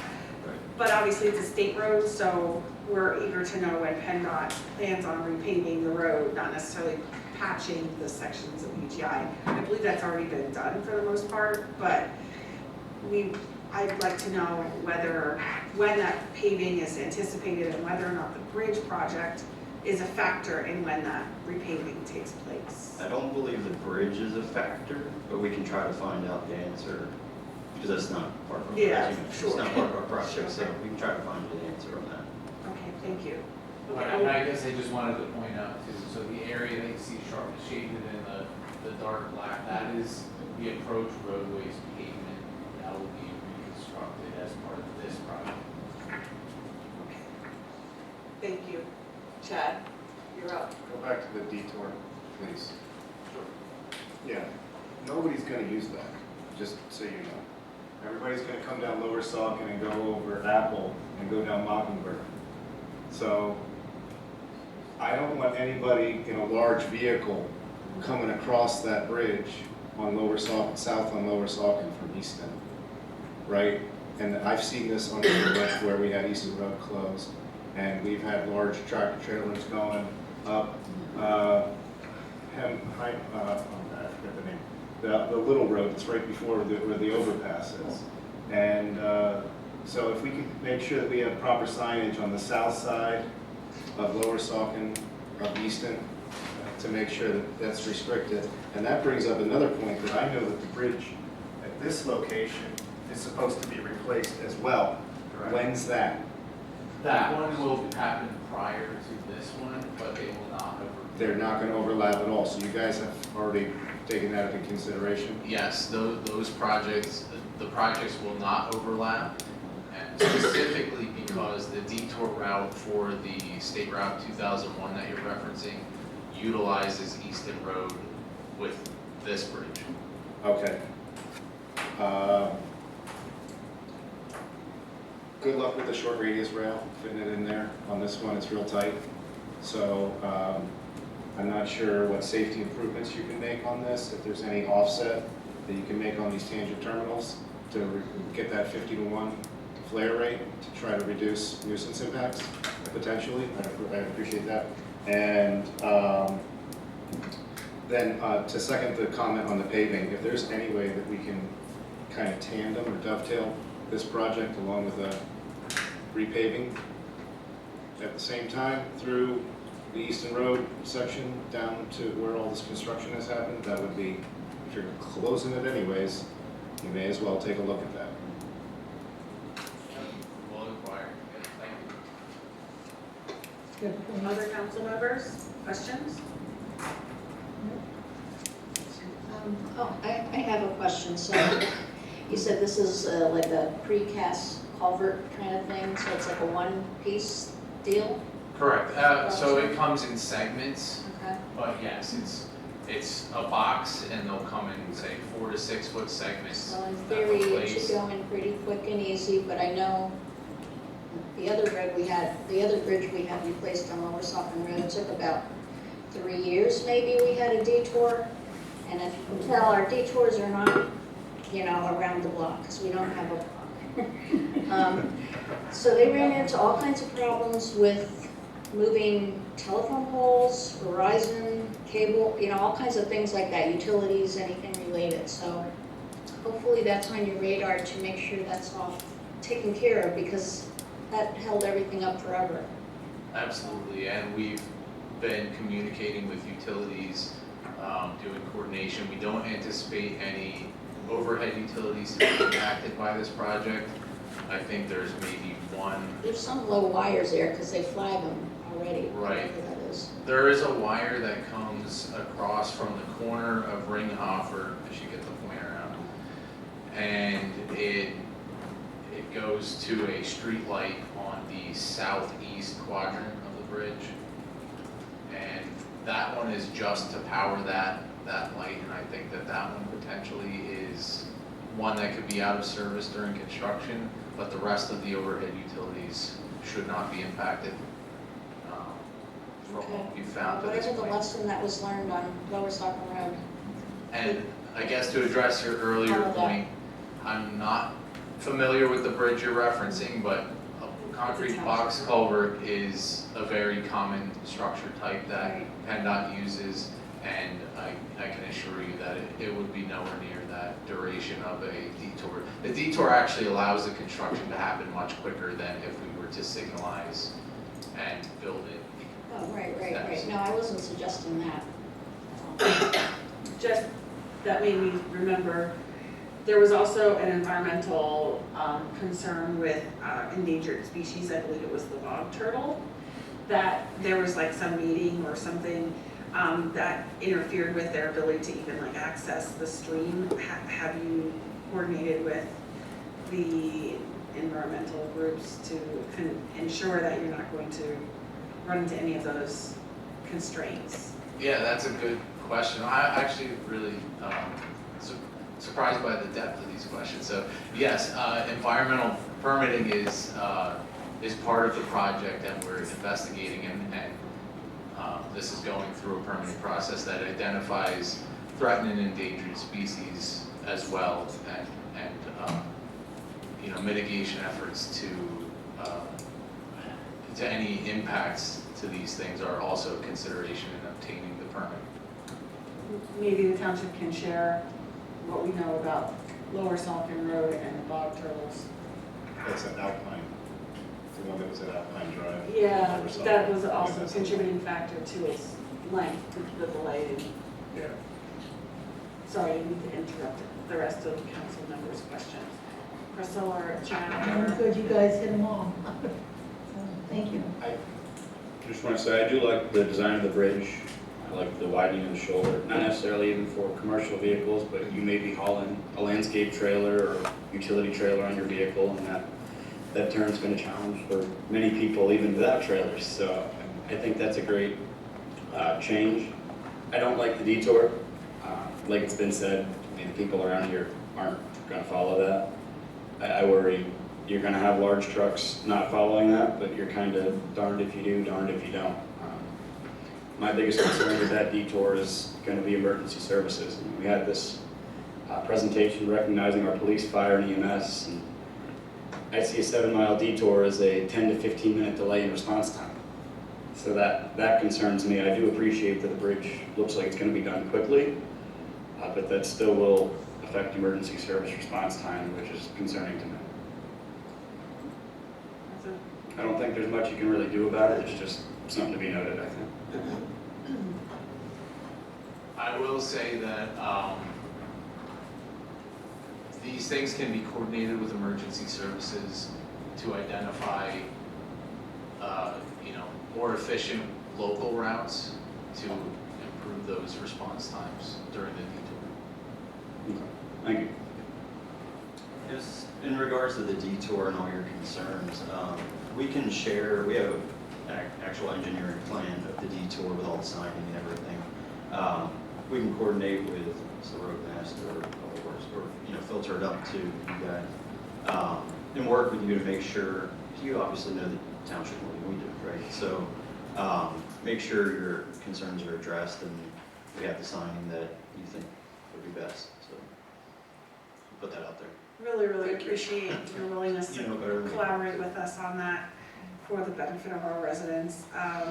I know they have that QR code at the end of their presentation. Hopefully we can put that on the front page of our website and highlight the comment period. And then I welcome you to stay, as we have some residents. I don't know if anybody will comment about this particular presentation, but that will also give you an idea from our residents' perspective, and then hopefully be able to answer their questions out in the hallway. And I think you said there's a form or some kind of form that you were leaving here with us. Right, yeah, so the comment form and questionnaire, we have some copies on the countertop over there. Anyone is welcome to fill them out and I think submit them to Stacy, and she'll get them over to Becky.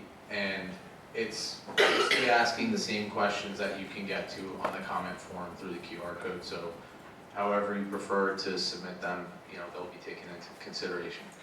Okay, great. Maybe we could put them right on the edge of the table where our engineer is sitting. That way residents can grab them if they prefer to fill it out by hand. But thank you very much. I really appreciate it. Thank you Thank you for your time. Thank you. Thank you. Next, we have a review of the 2025 Comprehensive Annual Financial Report.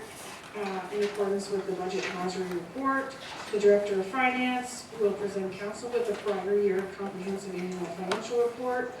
This report provides an overview of the township's audited transactions and supplements the auditor's DCED report filing and financial report typically received in June each year. So, Patty, would you like to come to the podium, or would you like better to stay there? We're here just. Okay. That's okay. Just to go off of what Victoria's saying, as a little background, the comprehensive annual report, or the CAFA for short, so I'll refer to it as the CAFA, was a report suggested by the Budget Advisory Committee that, from my recent understanding, they met a few times in 2015. It is an optional report that the township likes to provide for more clarity. A lot of townships don't do one, but we do for additional clarity. The CAFR, the financial statements that are included with the CAFR, are very similar to the monthly reports that are given to council. The only difference is it's a summary of all of 2025 after the independent auditors have been here. They've finished their field work.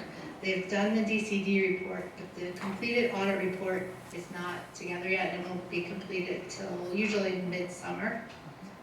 So this is kind of to give a summary prior to that, so it's not so long after the end of the year. And I just want to go over some of the highlights of the report. As of the end of 2025, the township has $32,733,492 in total. Now, that breaks down, there are the special tax funds, which includes open space, fire, and liquid fuels. And that, of that amount, it's $15,091,122. Then the capital fund has $5,278,958. Now, in the general fund, there's a restricted amount of $2,263,208. And most of that is operational reserve. Now, and then there's a remaining amount of $4,900,204. Of that, $3 million is an unrestricted reserve, and then $1.5 million is a minimum fund balance of 2 months. And then the rest is in the general checking and payroll and free cash. Just some of the general fund revenue highlights from 2025. Not including transfers, our 2025 actual revenue was $224,446 less than what we budgeted. With the main reason being our landfill Landfill tipping fees were $320,674 under budget, which we did receive $1,979,326. As far as the general fund expenditure highlights, we spent 94.11% of our budgeted amount for expenditures. This is $8,714,252, excluding the $1.59 million transferred to the capital fund. Almost all our functions were within budget. Zoning was slightly over budget in expenditures, but the revenue from permits was also above budget. So the expenses were higher, but so was the revenue that we brought in. Legal services were also slightly above budget. This line item varies based upon the number of hours requested and township events like the renegotiation of the non-union employee contract in 2025. Total expenses for 2025 were $760,142 than they were in 2024. The bulk of this increase was $280,526 in salaries, $258,526 in benefits, and $47,626 in insurance. So to conclude, at the end of 2025, the township had $282,938 more in that unrestricted reserve account than allowed by resolution. So we want to make a resolution to transfer that excess into operational reserves, because we're only allowed to keep $3 million in the unrestricted. And that's per that policy that we have. Yes, by the That we budget committee, yes. created. Yes. Okay. Yeah, and then the two options there, you can put it in the operational reserve, or you can transfer it to capital. Jay and I, at this time, we want to transfer it to the operational reserves. Patty? Questions? So you're done. Go ahead, Priscilla. I guess I was involved in that committee creating that policy. It was a while ago. I don't remember Yes. how long. How old is it? It was 2015. 2015. So that's, do you think it should be revised and updated? Or you think it still meets our goals? I think that the unrestricted max is okay, because that it safeguards us, you know, from borrowing money if something catastrophic would happen in the township, you know, very quickly, that we wouldn't have to go out and borrow. As long as we have the operational reserve at a strong amount, I think the 3,000 is fine. If ever you That's fine. feel that it needs to be updated, tell Yeah. Jay, board manager, and I'll be more than happy to serve on that committee. Okay, yeah, I think they met, I was just researching, I think they met a few times, and then it kind of got disbanded at that point. Way back that way. Yeah, Yeah. Yeah. I forget who else was on the committee, but, you know, nothing's written in stone. Right. So, okay. Crystal, any other questions? No, that's it. Thank you, Patty. Hunter? I have none, thank you. Thank you. Laura? Yeah, don't have this one. I didn't want to go into a whole lot of things because we'll be getting all this fun stuff in budget season. Yeah, the only one that jumps out at me always is the mention of the medical insurance costs and the potential for big increases there. You noted that we have maybe more risk. So I always think it would be a good idea to compare the self-insured with commercial insurance, just to make sure every year to have a comparison of. Yeah, I mean, I know we do belong to a Savings. consortium, and we do have certain standards in our contracts and employment contracts that we have to. Right, but Yeah, commercial but yes. carriers, Right. obviously, I mean, they can offer whatever sort of coverage that you need, so. Right. I think it's worthwhile to do comparison now and then. I don't know if it's ever been done, so. And if we're doing the most cost-effective way, great, but if we're not, then we should think about switching. That's it. Thank you, Laura. Jack? When I was at the PSATs thing, they were saying that they provide health insurance as a group option for municipalities. Are we part of that or not? Yeah, we're a member of Benecon, which is a cooperative municipalities, and their rates historically have been less than what PSAT's rates have been. Okay, okay. So we do go in with, I think it's close to 40 or 45. I got you. municipality. Okay. Just a couple of things I'd like to point out here, and you made a point of it, the landfill host fees, 1.9 million is down 328,000 from prior year. I know that some have made claims that that represents a third of our budget, but that's not accurate. If you have this up, 1.9 million out of 10 is not a third. So just an accurate number that the landfill is about 20% of what our budget is at this point. Of what we, for last year, yeah. It depends if you want to include the transference. And then there's another note in here that the police department has overtime due to attendance at council meetings. Well, in 2025, it's just some of the reasons for overtime. Yeah, this is last year. 2025, yeah. Right, so let's take a look at that. How much did it cost us to have meetings that would go till 2 o'clock in the morning? How much did that cost us? Is that a line item in here that's $12,000? No, the overtime it's a bunch of different overtime. That's not that, so that It's part, consolidates it? it's a piece of it. It's a part of, but that's the line item. Right. Okay. And how much have we been overage in overtime so far this year? 0? Well, we do still have Overtime to be yeah. at council meetings even before midnight? Well, I mean, we do have officers there. But Yeah. Yeah, but obviously they're. Okay. But are we saving the township money by not having meetings that go till 2 o'clock in the morning? Thank you. That's what I was trying to get at. Patty, can you indicate with a verbal response? Be nice if you spoke up so that we could all hear you back there, because sorry. we can't hear Sorry. Thank you for putting this report together, though. It's very informative and detailed. you. Thanks. Fucking meeting. Every one of them. Thank you. I just want to say thank you for putting this together with respect to the budget.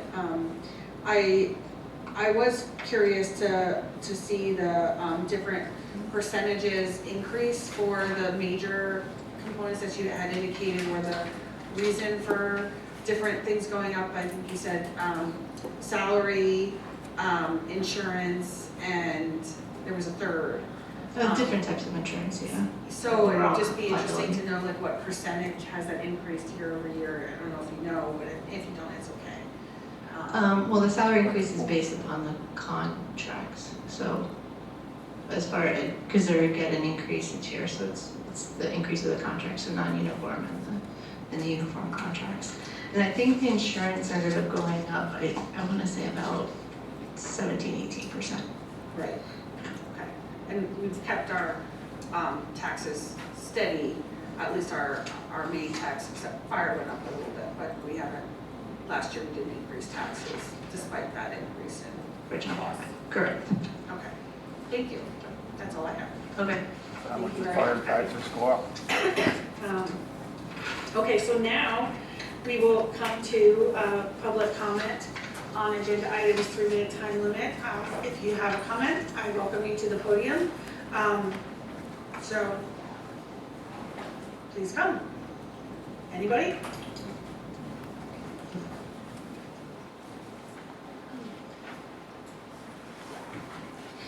Good evening, everyone. Long time listener, first time caller.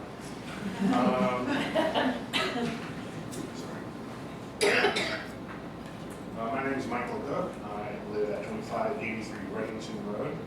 I'm going to read a written statement and I have copies of that if anyone would like it. Microphone, Mike, we can't hear you. I got you, Mark.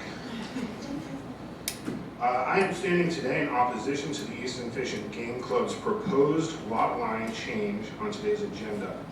While I'm not sure of any formal development plans filed yet, Based on conversations with club members, it is my understanding that they intend to construct and operate an archery range on the former residential property at 2575 Reddington Road, which sits directly adjacent to my home and other neighboring residences. The proposal appears to combine that 1.98 acre parcel into two larger adjoining lots to meet the minimum 3 acre requirement under Lower Saucon Township Code, subsection 180, 111, and section B. My concern is that this will effectively circumvent the intent of that ordinance, allowing the club to place an archery range within approximately 50 feet of adjacent property. The minimum acreage requirement exists to ensure a safe buffer between such activities and residential properties. Additionally, subsection 180-111A requires that the club operations not create a nuisance for adjoining properties. An archery range in such close proximity would pose safety concerns, create ongoing disturbances, and likely reduce surrounding property values. I urge council to clarify the club's intentions.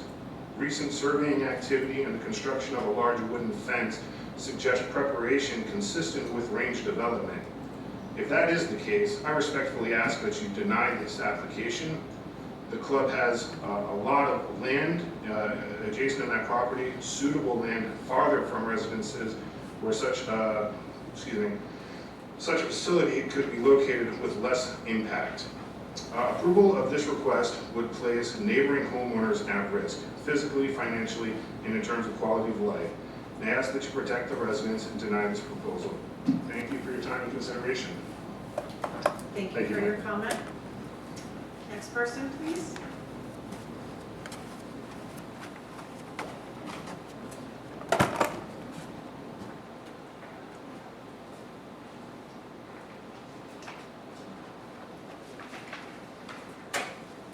Mark Osmike, Reddington Road.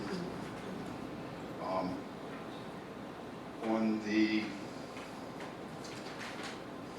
Easton Road, Easton Fishing Game Association's land reconfiguration that they want to do. I do not want club members basically in our backyards, because it'll be in my backyard, more so than anybody else's. And over the years and through the course of time, the issues that come with the Easton Fishing Game Club members have been numerous. From them calling the police on me because I was burning my ditch, or me having to call the police for people that drive like idiots up and down the road, or leave racing. We were just out front cleaning up the grass and doing stuff out there, and I can't guarantee it came from the gun club, but we had a car swerve at us while we were working on the street just this past weekend. I can't find, here. Vicky's comments, who is my wife, says, people who drive in and out of the gun club, people don't move over or slow down. And if we were outside working on the property, so they don't have any respect for the local property owners, and that's true. Because I had an incident where I called Northampton County Court, and two guys coming out of the gun club decided to drive like idiots. One of them drove over my property, and the other one pulled a gun out on me in front of my house. Now, the two cops that were there say, well, two wrongs don't make it right. Well, you know what? They were more in the wrong than I was. Because the police department, when they finally got around to looking at one video, decided, oh my God, there is something wrong here. But then again, they never asked for the other video, which they haven't seen yet, that I still have at home, because I collect the evidence. So the gun club needs to, and they have put stuff on their website about how they're supposed to act when they come in and out of our neighborhood, because it's our neighborhood. It's not the gun club neighborhood. It was different when old man Chunko was alive and he ran it. But since he died, and the gun club purchased the property, it seems to have gone downhill. The bow and arrow range behind my house is one of two concerns. The other concern is the rumor of a 300-yard shooting range. And there were, Can you just wrap it up? Thank well, I'm requesting my extra 2 minutes on my commenting. I don't remember if you guys had it on there, but noticed it, so I could request an extra 2 minutes to get 5. There's that one, 2 minutes. Can you wrap it up, sir? Yeah, I know. You don't want to hear from me. We didn't say that. Thank you for your comment. Next person, please.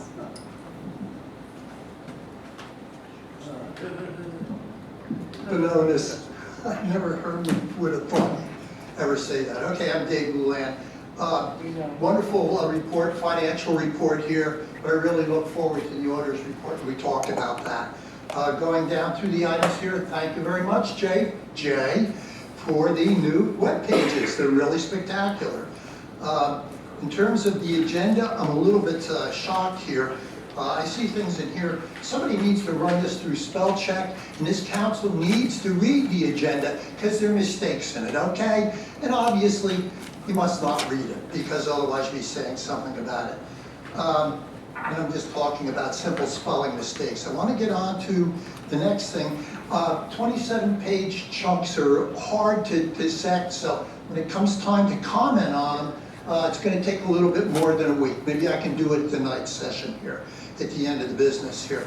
So the bottom line is that what really surprised me was this agreement on the pool. Oh my gosh, who wrote this? Very sophomore. I'll just say that because there's so many mistakes in it.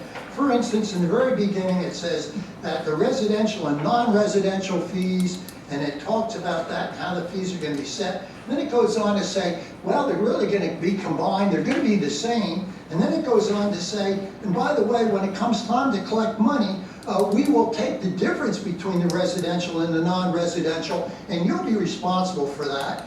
And then it goes on to say, on the next page, it goes on to say, by the way, Lower Saucon shall make appropriate budget allocations to ensure the cost differential, if you all know what that means. I know it's in the back of your car.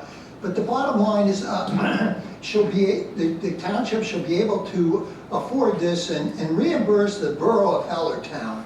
Honest to Pete, whoever wrote this, and I'd say the attorney should have wrote it, but I know he's a lot smarter than that. So I would suggest, Mr. Gaduzian, the amount of money you pay, you be reviewing this even while we're talking and you're doing something else. What else is happening? Automatic contact renewal, automatic.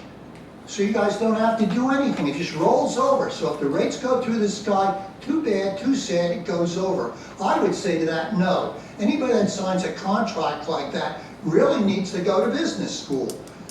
And it goes on and on. I would say scrub this whole thing. If you vote on it tonight, go for it. But it's really atrocious, and I'd suggest maybe you take a break and read it first. Thank you for your comment. Next person, please.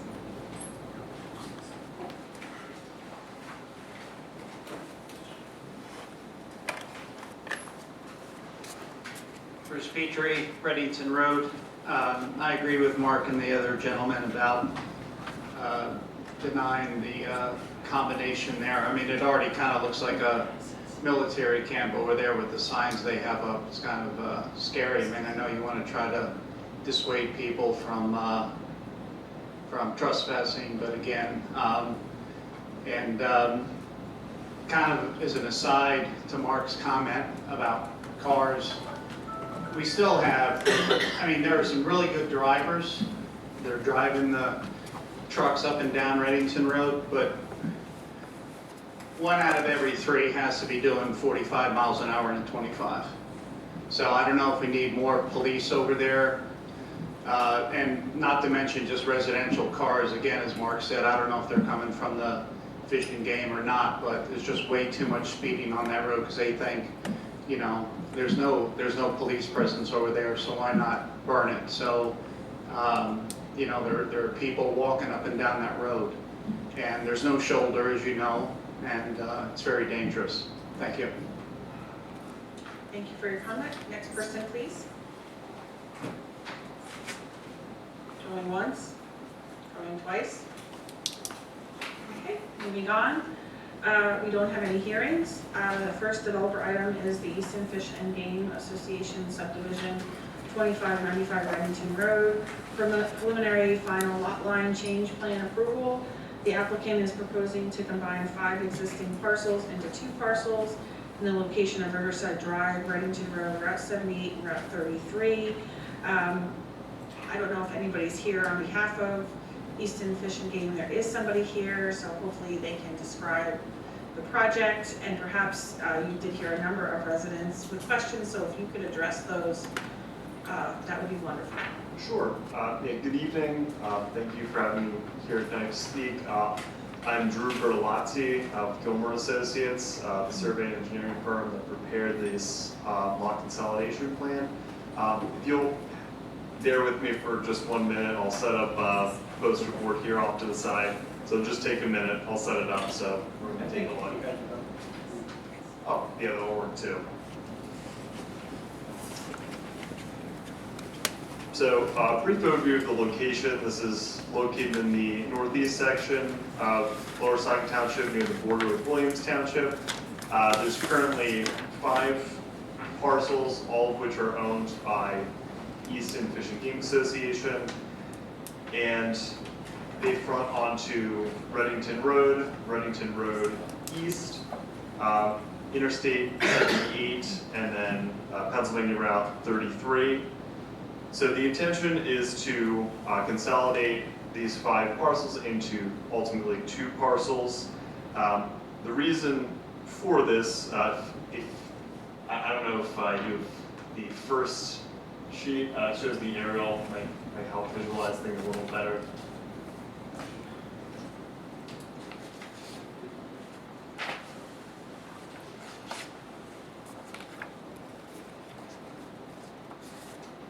Yeah, it looks like it says 2 of 2. If we go to 1 of 2, it might bring up the aerial.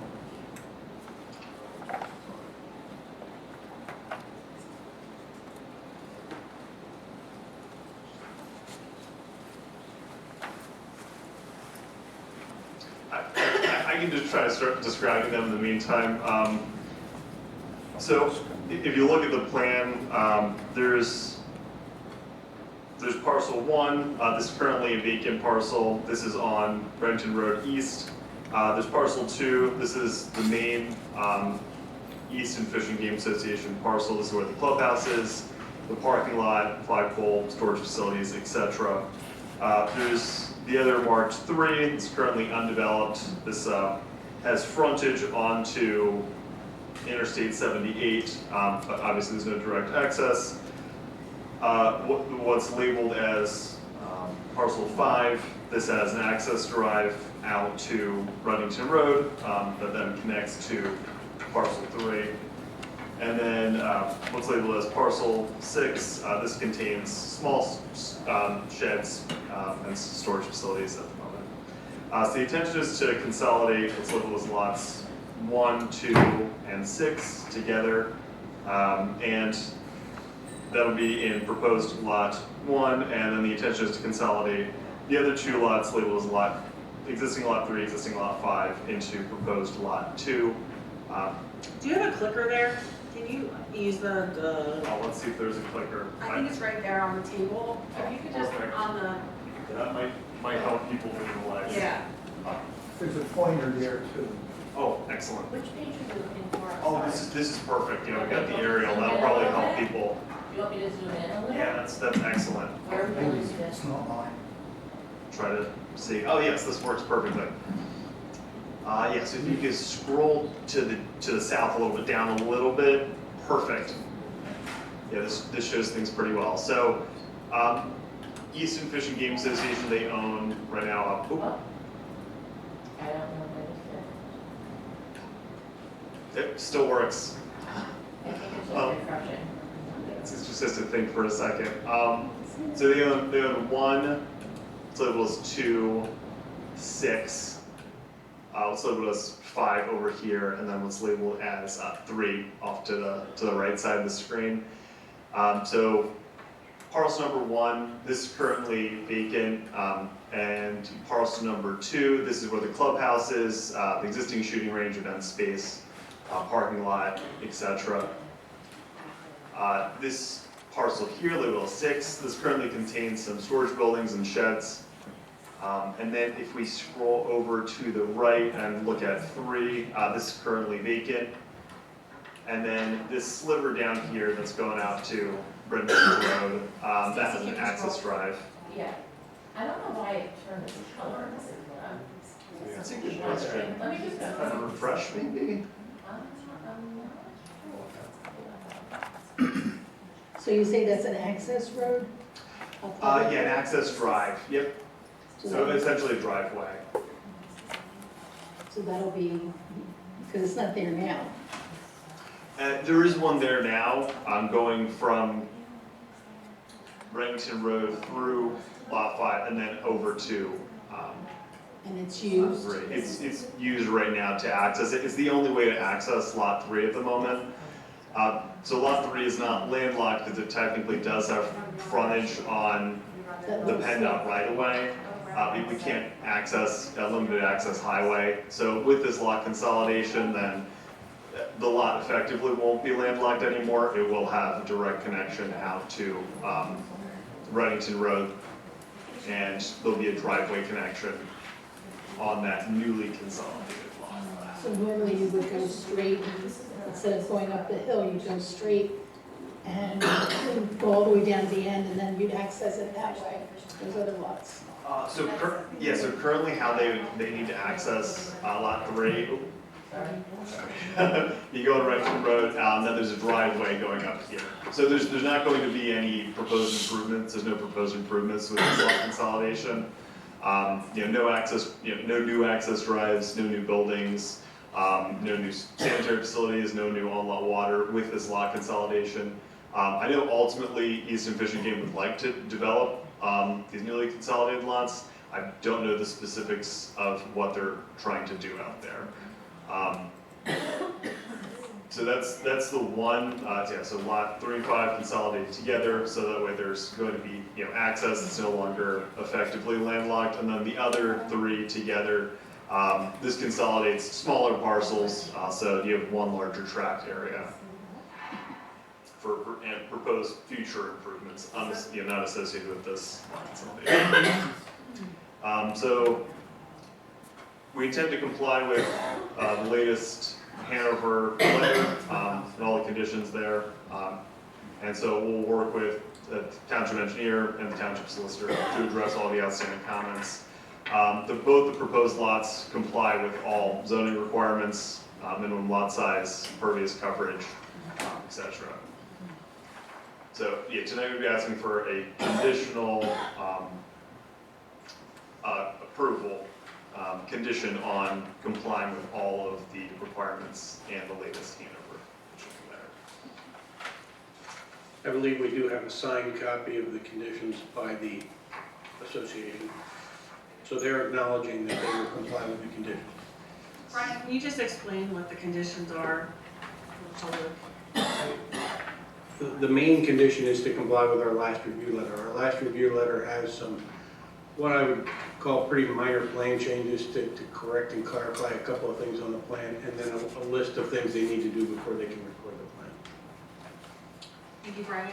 Just for my edification, if they were to develop some kind of use on it, like an archery range or something, that would be a separate plan that would then again be reviewed? They would have to come back for any land development approvals or otherwise. All they're asking for this application is what's known as a lot line adjustment, where they're essentially consolidating various lots.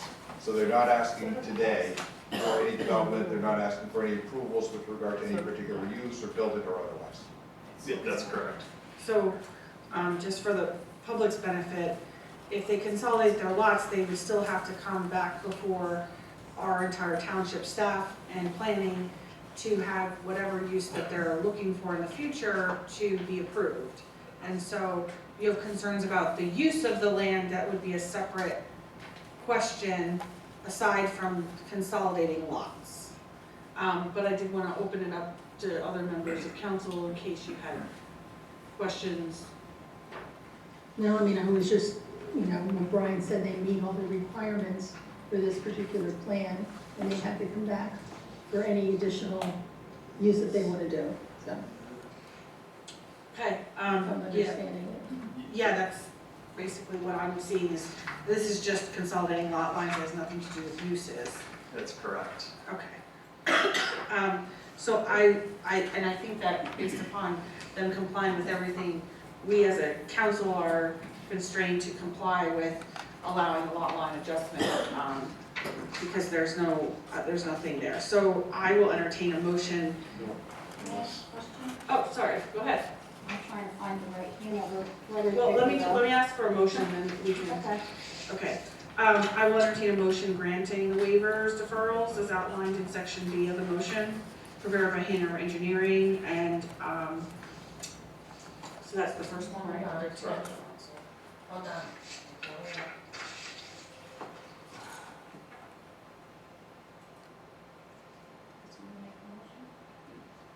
Is this what you wanted to see? The waivers and deferrals. Yeah, that's what I wanted to talk about. We need to make a motion, huh? Well, I mean, either at the beginning or the You end. make a motion. Yeah. Okay, so I'll make the motion. I'll second. Sorry. Okay, go ahead, comments, Laura.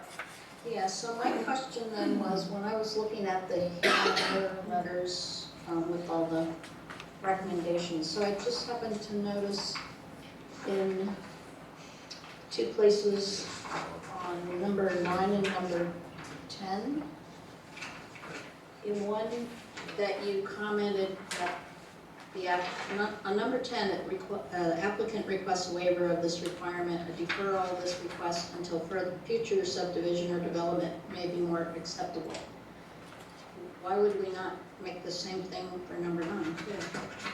Well, the actual motion then is revised to those two sections for natural resource protection and for site capacity calculations to defer them until the time of future development rather than waive. Correct. So maybe you lost me again then. So why wouldn't we have the same, just defer considering the waiver on that until we see what it is that they're doing? Sorry, for which one? Number 9, Number 9, which is, to the extent of woodlands, wetlands, vernal ponds, floodplains, steep slopes, carbonate geology features, riparian corridors, and other critical topographic features as defined by Chapter 180 zoning shall be shown on the plan as applicable, including supporting studies and reports documenting the delineations. right, and that's deferred to any future development. You don't want to waive the word of the No, I know we don't want to waive it. I'm just saying that number 10 says defer it, number 9. In our package, it says we. Because they asked for a waiver. So when we put the motion together, though, we changed it to deferral. Yeah, we would be okay with a deferral. On both things. Yeah. Both. Because it's council's actions that determines what it is. Just because they requested a waiver, you could still defer it and not waive it. I think it's just a distinction between the actual, what your recommended recommendation is a deferral. Correct. They're asking for a waiver, but we've already incorporated the deferral across the board, is that Yes. correct? Okay. All right.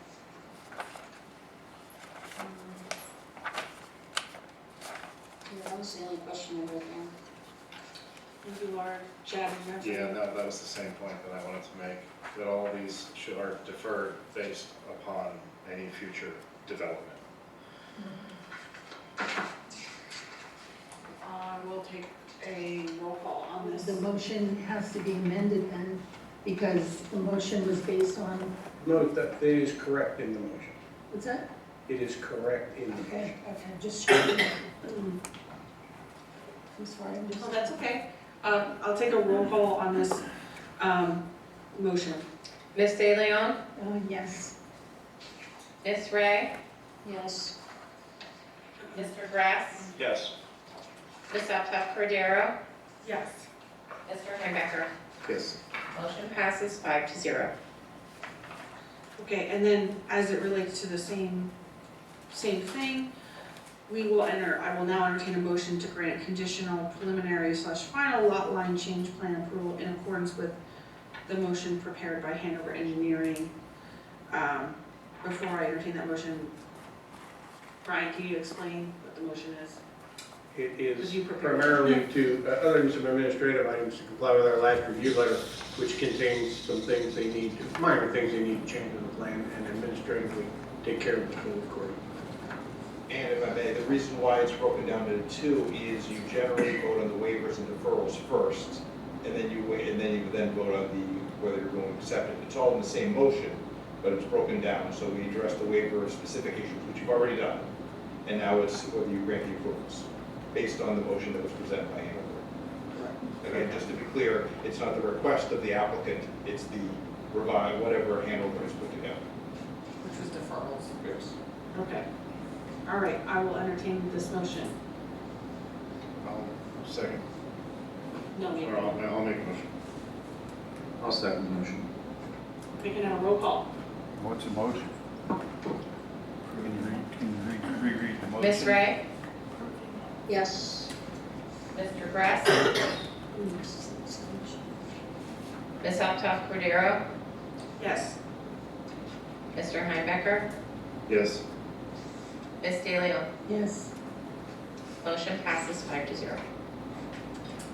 Okay, so the next component is just that Easton Fish and Game is granted.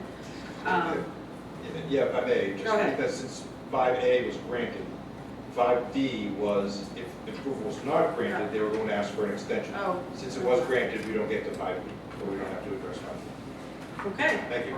thank you. Thank you so much for your time. Appreciate Thank you it. very much. Next, we have Still City Mennonite Church lot line change on number 01-26-2137 Mixel Avenue and 4291 Matthews Avenue for the preliminary final lot line change plan approval. The applicant proposes to subdivide lot 25-5 into two separate tracts. Is anybody here on behalf of the Mennonite Church? You want to go ahead and explain? Sure. My name is Doug Harwick. I'm with Keystone Consulting Engineers. I'm the survey of record for the plan. What the plan is proposing is there's a vacant lot owned by Richard and Geraldine DeSantis. It's lot 21-5, just above your cursor there. And the plan is proposing to subdivide that into two lots and combine a sliver of the north portion of the lot with existing lands of Richard and Geraldine DeSantis, lot 21-9, which would help incorporate the existing driveway into their lot, and then they would then convey the southerly portion to Steel City Mennonite Church. So we are proposing no new lots. It would still be two lots, just a lot line adjustment, essentially. So we're not proposing any development, and yes, that's pretty much all I have. Okay, thank you. I will entertain a motion granting the waivers and deferrals as outlined in section B, prepared by Hanover Engineering, unless is there something specific, Brian, that you want to point out? Yeah, no, it's very similar to the last one. Okay, can I have a motion? I'll make the motion. I'll second that motion. Hold on. Have you signed the conditions that were forwarded to? The applicant has the conditions, and we'll sign them and return them to the township. You authorized to sign on behalf of the applicant? Yes. If you could sign it on behalf of them before they pass the motion.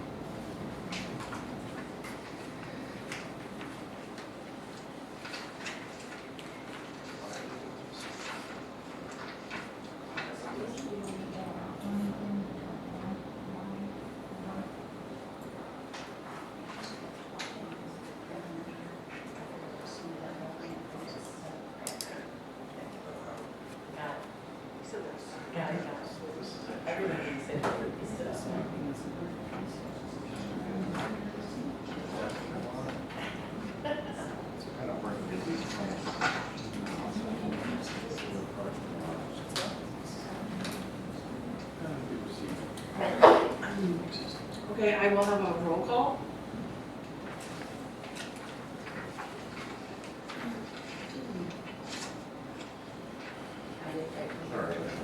Sorry. All right, who made the motion? Laura made I think the we motion. motion Laura and Hunter. Okay, I apologize. Mr. Gress, Yes. Ms. Uptown Cordero, Yes. Mr. Heimbecker, Yes. Ms. De Leon, Ms. Ray. Yes. Motion passes 5-0. And similar to what Mr. Kuzinski had explained before, I will now entertain a motion to grant conditional preliminary / final lot line change approval in accordance with the motion prepared by Hanover. Can I get a motion? Make a motion. Second? I'll second, I guess. Roll call, please.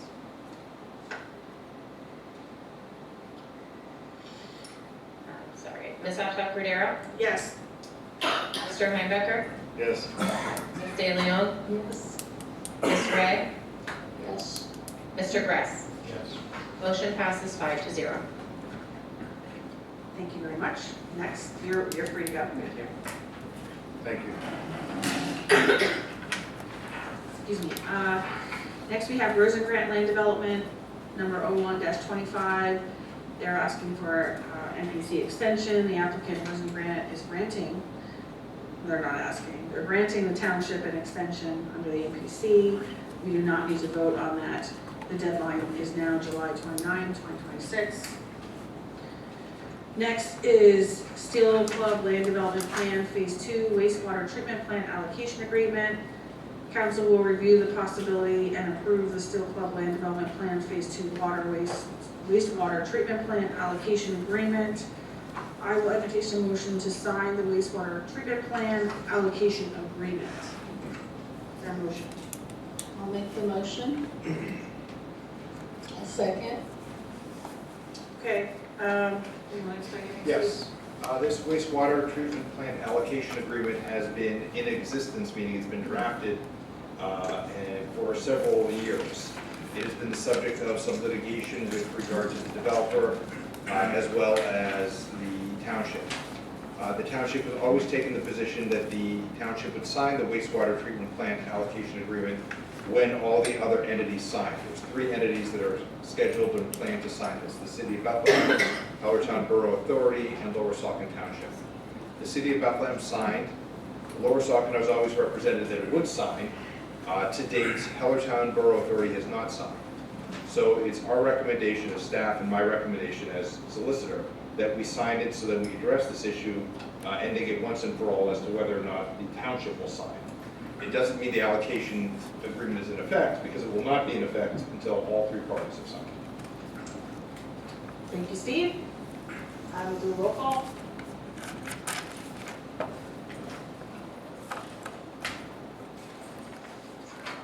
Sorry, doing 2 things at once here. Mr. Heimbecker, Yes. Ms. De Leon, Yes. Ms. Ray, Yes. Mr. Gress, Yes. Ms. Uptown Cordero. Yes. Motion passes 5-0. Thank you. Moving on to township business items. I'd like to entertain first authorization advertisement for a public hearing on May 20th, 2026 for the enactment of ordinance 2026-02, the data center and data center accessory uses, and to provide provisions for the use not provided for in the ordinance. We will discuss and consider advertising for a public hearing to be held on May 20th, 2026, the draft ordinance for data centers and data center accessory uses, and to provide provisions for the uses not provided for in the ordinance. Comments from the township staff, council, Lehigh Valley Planning Commission, and Lower Saucon Township Planning Commission, Environmental Advisory Council have been reviewed. So at this time, I will entertain a motion to advertise for public hearing to be held on May 20th, 2026, the enactment of ordinance 2026-02 for data centers and data center accessory uses, and to provide provisions for the uses not provided for in the ordinance. Is there a motion? I'll make that motion as stated by the president. I'll second. Okay, I think we've all been through this one. We commented on it before, we've seen everything, so unless somebody has a specific thing, you want to say something? Well, this incorporated all the LVPC stuff, so. Yes, it We did. didn't see this before, like in this format. I did have a lot of comments. Go ahead. All right, I was hoping, I don't know. I know you're having a hard time over there with. No, Can you, do we have a map anyway to show the LM district? Just, I think it makes it I can pull up. more sense for people when they know what area we're talking about. Right, should I pull up our zoning map, do you think? Just to show people where this affects the LM district. Sorry, I was gonna email you that request, but I. LN or LI?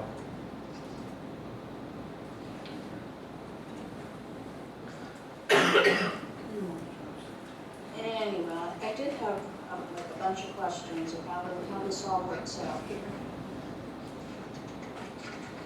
Try to put it in order. So in section E, number 1, about the noise and vibration part. So it says the as-built sound study within 6 months of, we asked for an as-built sound study within 6 months of the CO being issued. Do we also need to specify that the center would be fully operational at this point? I mean, I don't know if there's a gap of time between the CO being issued and when it's actually functioning, when the sound study would make sense. Yeah, I don't know how we would ever know that, other than giving them a certificate of occupancy if they're only at 10% versus, there's no mechanism that I'm aware of for them to come back here and tell us, this goes with any business, what sections of the business are now in operation. I don't know how we know that. We proceed under the assumption that if they got their certificate of occupancy, they'd be operating. I don't know of any other way, Steve, that we could do that. There is no real other way to do it. Just say no. All right. Ban them like Phillipsburg did. Let's see. In E2, talks about the maximum decibel levels. The maximum decibel level does not apply during power outages.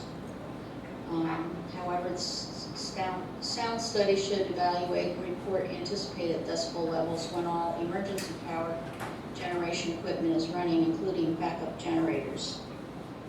So we would have no limit on how loud it is if they have to go to backup power? Wouldn't we want something? I don't know what you have now, decibel in life or anywhere else So it would default to, that have generators. I mean, it's not really clear that it does default to something else. I don't know that you and Think Brian something like are thinking of the same thing. Yeah, maybe not. I don't think, can you ask him? I don't think he answered. Yeah, maybe. I mean, the way it's worded, it just says maximum decibel levels specified herein shall not apply during times of power outage. So it almost makes it sound like Unlimited. it can be as loud as, like it's, nothing will apply. They can make it as loud as, so I just wondered if we could make that better. This is good. It's E2. Okay. I mean, if it defaults to our Is there a regular. page on that? 7? 7? And what number again? Number 2.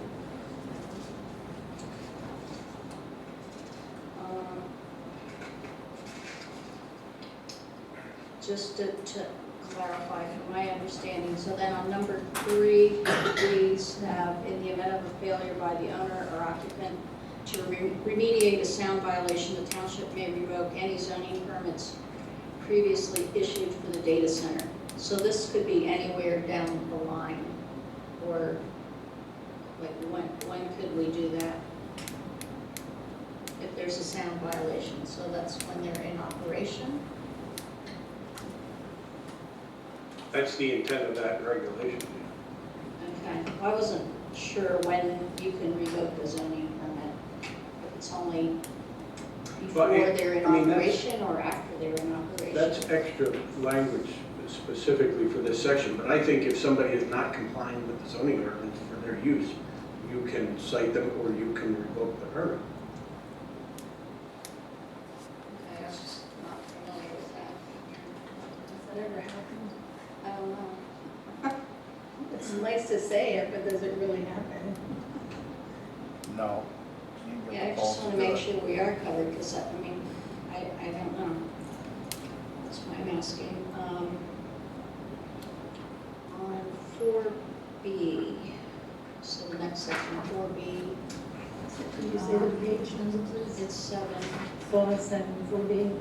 This is the operational monitoring. All reports prepared shall be done by a certified vibration engineer approved by Lower Saukon Township Council. Just trying to understand, are we gonna have a list, or do we think that we're approving it as they give the report and then we say, okay, we'll accept that engineer as, Yeah, I are we don't making think, a list? I don't think we're gonna develop the list ahead of time. Okay.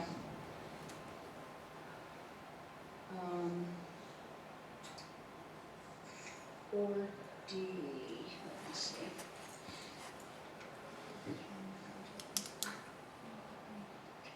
Yeah, I had the same question about the revoking the zoning permits in a couple places to understand how that meant, how that applied. Next is in the water and sewer, section F, page 8.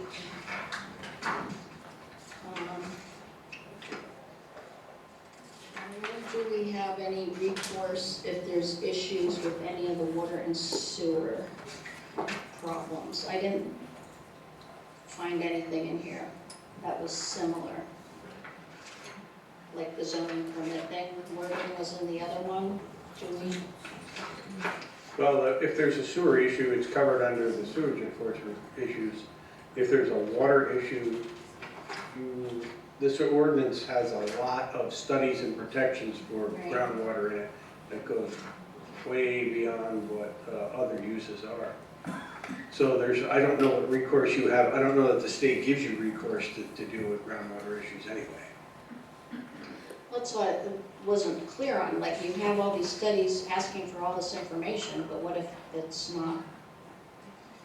What if they're failing then at some point on these? It doesn't really say what do you do?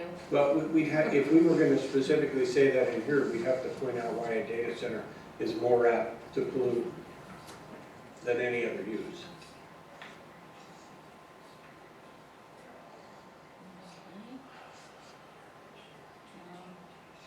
Not picking on your brain, I just had a lot of questions when I read this. There's a lot in here, it's a lot.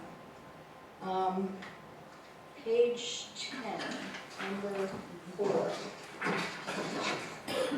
Under the site plan, it mentions about the following features shall be presented on an up-to-date plan for the site and area within 300 feet beyond the site perimeter.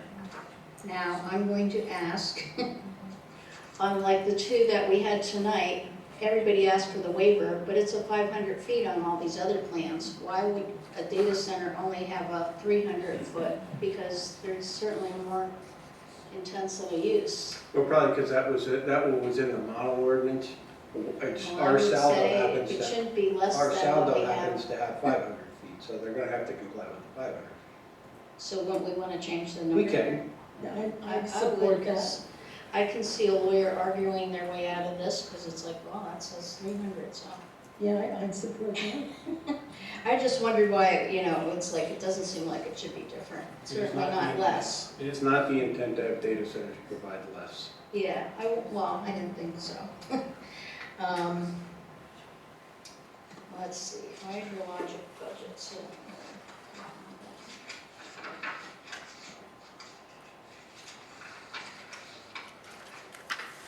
This is on page 15, the hydrologic budget. Figure out my question.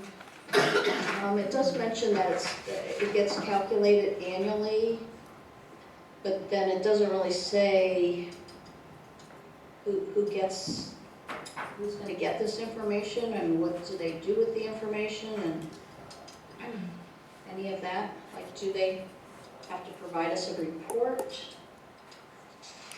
I'll look at that. You said that was page 15, right? Page 15, and it's Budget. number 15. I think as that's well. that's our regulations to develop the budget. I'm not sure where that monitoring is. Well, it says they calculate it on an annual basis. Yes. So they're, It doesn't mean we measure it on an annual basis. We calculate. okay. They calculate it for a whole year's Correct. worth of data. Okay, gotcha.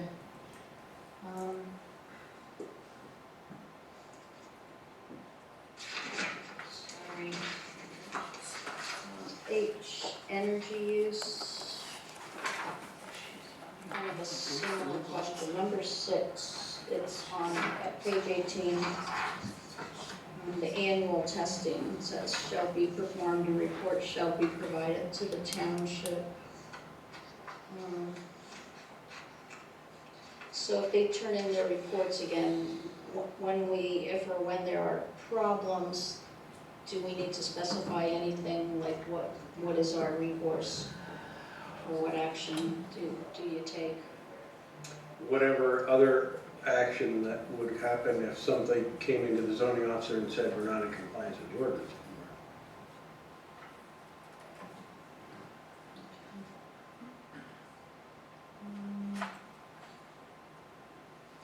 So, overall in general, so there's a lot of ongoing monitoring that would happen and reports and all kinds of regulations.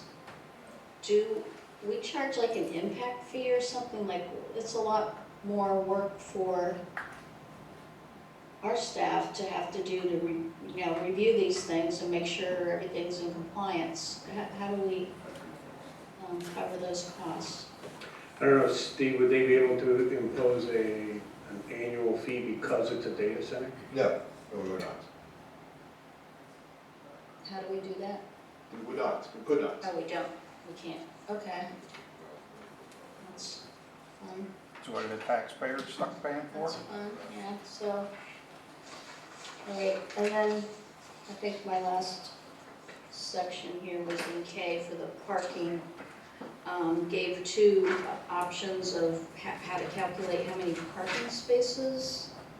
And option 2 makes sense, it's the parking space for an employee, 1 per employee, plus whatever vehicles they have that would, company vehicles they keep there.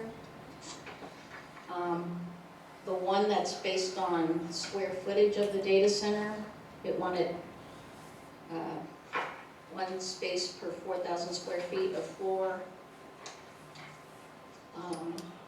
or 1 space for the employee parking and the company vehicles again, and then it would be the greater of these 2. So in what I could understand, when data centers get huge,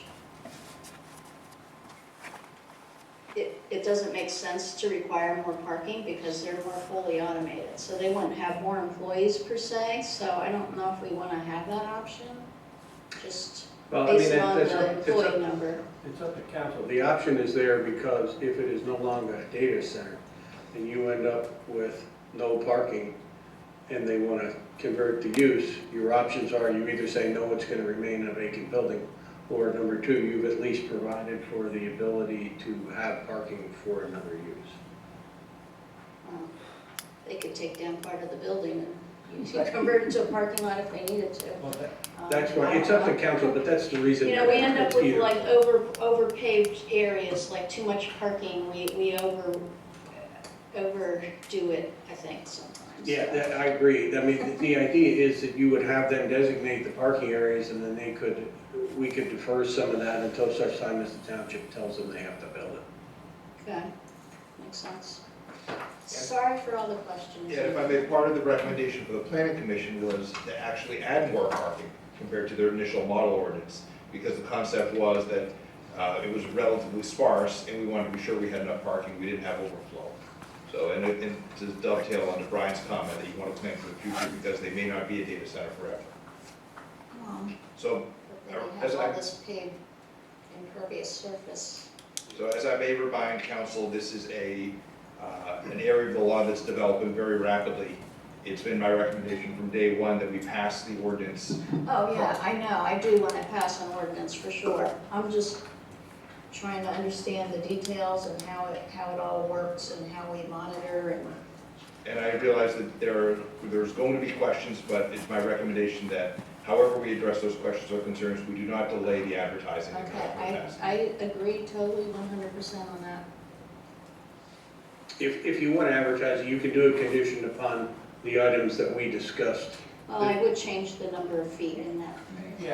And I'll look at the power outage decibels and see if we can tweak that language and Yeah, the parking, maybe we'll make it more specific that council has the ability to defer some of that part. okay, that sounds great. Thank you. Thank you. I can't remember if I made a motion or asked for a motion before, or if I didn't. You did. Well, can I My ask for motion is whoever no data asked for the center, motion to period. amend it as per what Brian just said? That We don't have a water report. I think I made it, Yes. and I will agree to amend with the changes. Anything else? Second it. I second. You, okay, you agreed to the I will change? second, yes. Okay.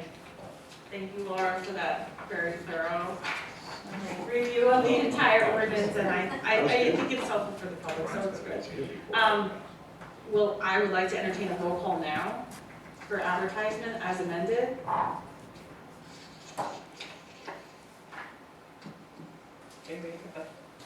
Ms. DeLeon? Yes. Ms. Ray?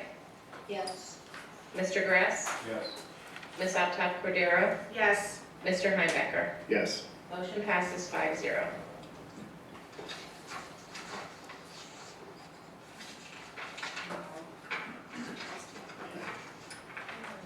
It's a busy night. Okay. Thank you. Next, we have agreement of seasonal pool pass fees. Council will review the possibility of approval for pool pass agreement. Jay, you want to explain anything about this? I think it's the same as last year, right? Yeah, what happened is the township council may or may not remember, there was, with the prior council, there was some litigation between the borough of Hellertown and the township. As part of resolving that various litigation, there was a stipulated agreement where we would essentially go back to the way things were with regard to the Hellertown pool. And that's how it was handled last year. Right. For this upcoming year, we realized that there's no formal agreement, and we asked Hellertown to provide us with one. So this is essentially a formal agreement which sort of ratifies what was done last year, but is done in a more formal way. It sets up the time periods for when we collect fees and then reimburse them or provide them to the borough. But it doesn't substantively change the old agreement, which, as I understand, Lower Saucon Township residents will pay the in-resident cost for their pool passes at Hellertown area pool, and then the township will reimburse Hellertown Borough for the difference between a non-resident and a resident. And that's basically it. And then residents in the past had to go to Hellertown Borough Hall to get their passes, and there was all that. But now that's all streamlined to come to Lower Saucon Township, and we provide the passes. That's correct. Right, and Hellertown gets their money quicker than waiting a year. In the way past. Yeah. Yeah. The agreement has time periods in which Lower Saucon has to remit to Hellertown. Okay. So I will entertain a motion to sign the pool pass agreement with the Borough of Hellertown. I'll make that motion. A second? Roll call? How much is it going to cost? That's not in here. It's set up where the Lower Saucon residents pay whatever Hellertown is paid, their residential. But the number's not set in the It agreement. doesn't cost us anything. Yeah, we cover the different stuff. Oh, We The cover resident, The non-resident resident pays rate. whatever the set fee is. And That's how we've always done it before. Yeah. But there was, like, again, where it got messed up, and I had to pay the higher price, and then I would come over here and get a Yeah, that's fixed. reimbursement? You just come here once. So I just pay one rate, the lower rate now? Once, here. Okay. Oh, do anybody know what the family pool pass is gonna be this year? I think Hellertown had published Hellertown it. advertised it. They did publish it. It'd be nice to have that written down in here somewhere. As an agreed upon rate or something? Yeah, I think that would be smart. I'm not a lawyer, But then we'd have to do We this have to again. do the agreement every year, specifically Yeah. to change the number. It's- assuming we don't have a 20-minute conversation on it, it's what? An item on the agenda and 5 minutes of voting on it? Just a little extra peace of mind, especially for residents. And I guess the alternative would be that we don't have a pool agreement. That we don't, Well, yeah, they you'd have, just pay the you'd non-resident have to fee. redo the pool agreement if you were to put prices in there. Right, the way it's set up now is it's set up where Lower Socket residents pay the resident rates, and then it's set by Hellertown, so we're all treated the same, and it's set for an automatic renewal, so if we're unhappy with it, we choose not to renew it. But then that way, we do not have to do this every year, and if, for example, they raise it by 3% next year, it's raised for Hellertown residents as well as Lower Socket residents. My concern more so is if they would raise the non-resident rates, that, whatever, say it's a $5 difference between the two rates, just arbitrary number. And say the next year they change it, it's a $100 difference all of a sudden, now the township's out at $95 difference. No, we would choose not to renew it at that point, or we could discuss about not renewing. Is there a way we could, I mean, at that point, you should have the price in there though and have it reviewed every year. Yes. You could do that, but that's gonna cause, my estimation, cause more problems than it's gonna solve. Because you're gonna have to do this every year. The relationship between the borough and the township may not be what it is today. And if there's a delay in getting the agreement signed before they start issuing passes, it becomes a logistical problem. I understand the concern with. Terminate it though. We can, but who's to say, who's to say it's possible they can change the rate and it could be missed? I mean, we have a great staff, our manager's great, I'm sure he would catch that, but say Jay's not the manager in 2 years. There's something that becomes a larger financial burden on the township, is my concern. Thank you. The rates are already publicized on their website. Youth is $145, adults $185, senior citizens $100, family of 5, $350, and each additional person is $45. $350? Non-resident. Non-resident. What's the difference between resident and non-resident? $100. So it's $250 for a family of 5, Correct. which is 10 visits. For me, Can I have a roll call? I'm sorry. Just trying to figure out if I'm buying a house or not. You're back there. Am I gonna make it 10 times? Ms. Ray? Yes. Mr. Grass? Yes. No. Ms. Altough Cordero? Yes. Mr. Heimecker? Yes. Ms. De Leon? Yes. Motion passes 4-1. Next, we have Resolution 41, 2026, transfer of funds. 41-2026 has been prepared following the presentation of the comprehensive annual financial report and is attached for council's review and approval. I will entertain a motion to approve Resolution 41, 2026 for the transfer of funds from the general unrestricted savings account to the general fund operating reserve savings account. I think that's as you had discussed prior. That was the staff's recommendation, so I will entertain a motion for that. I'll make that motion as stated by the president. I will second that motion. Can I have a roll call on that? I feel like we talked about that before. Oh, I thought you were just. No, I second. Mr. Grass? Yes. Ms. Altough Cordero? Yes. Mr. Heimecker? Yes. Ms. De Leon? Yes. Ms. Ray? Yes. Motion passes 5-0. Thank you. Next, we have approval of Heritage Day special event application. We have a special event application received from Saucon Valley Conservancy for Hellertown Lower Saucon Heritage Day, event to be held on Saturday, May 16th at Heller Homestead House. This event is being held in conjunction with both Lower Saucon Township and Hellertown Historical Societies. I will entertain a motion to approve the special event application for Heritage Day to be held at the Heller Homestead on May 16th, 2026. I'll make a motion. Thank you. May I have a comment?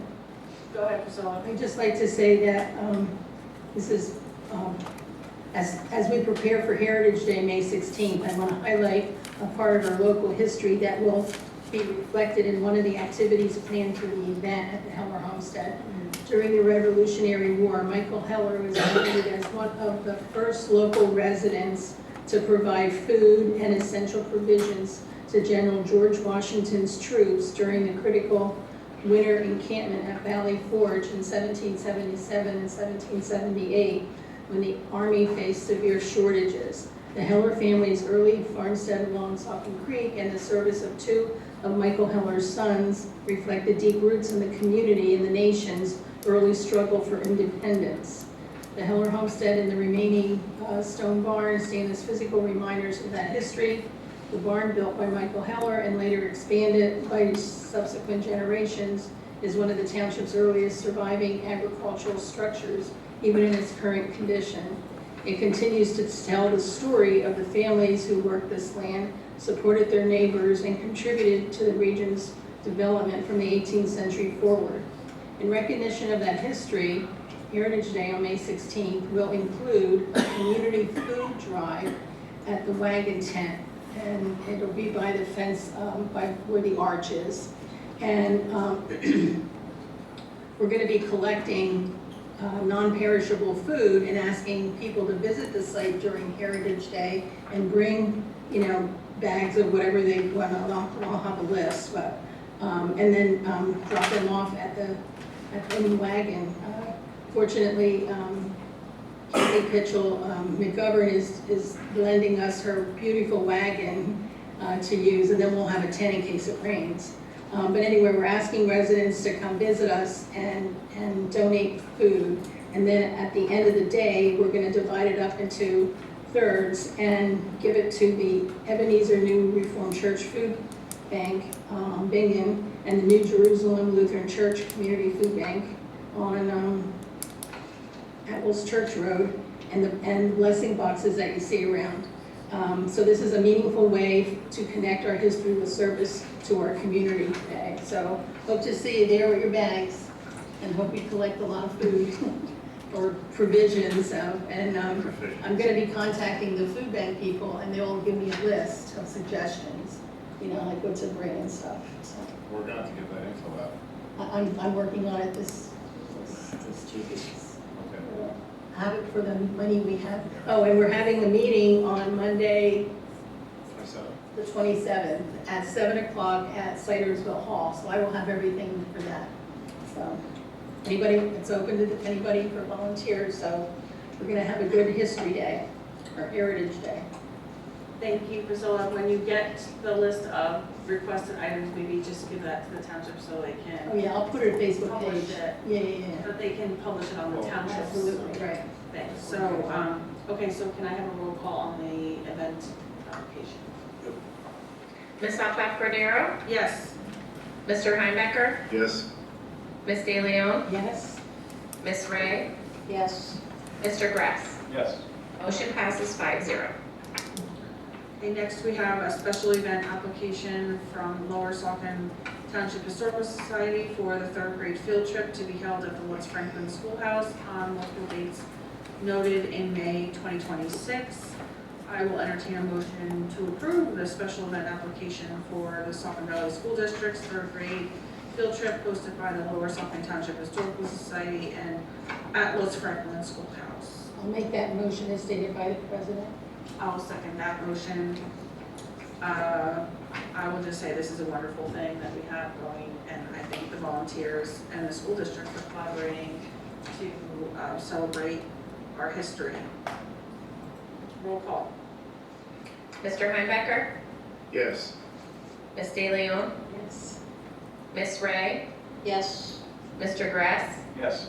Ms. Altough Cordero. Yes. Motion passes 5-0. Thank you very much. Next, we have the March 18th, 2026 council minutes are ready for review. I will entertain a motion to approve them. I have one minor correction. Go ahead. Sorry. Well, let's make the motion and then. Well, with the correction. Okay, what's the correction? The motion will be wrong. Okay. Okay, so it is just one little thing. Page 13, line 26. And it's for the TV channel, it's WLBT instead of WELT. You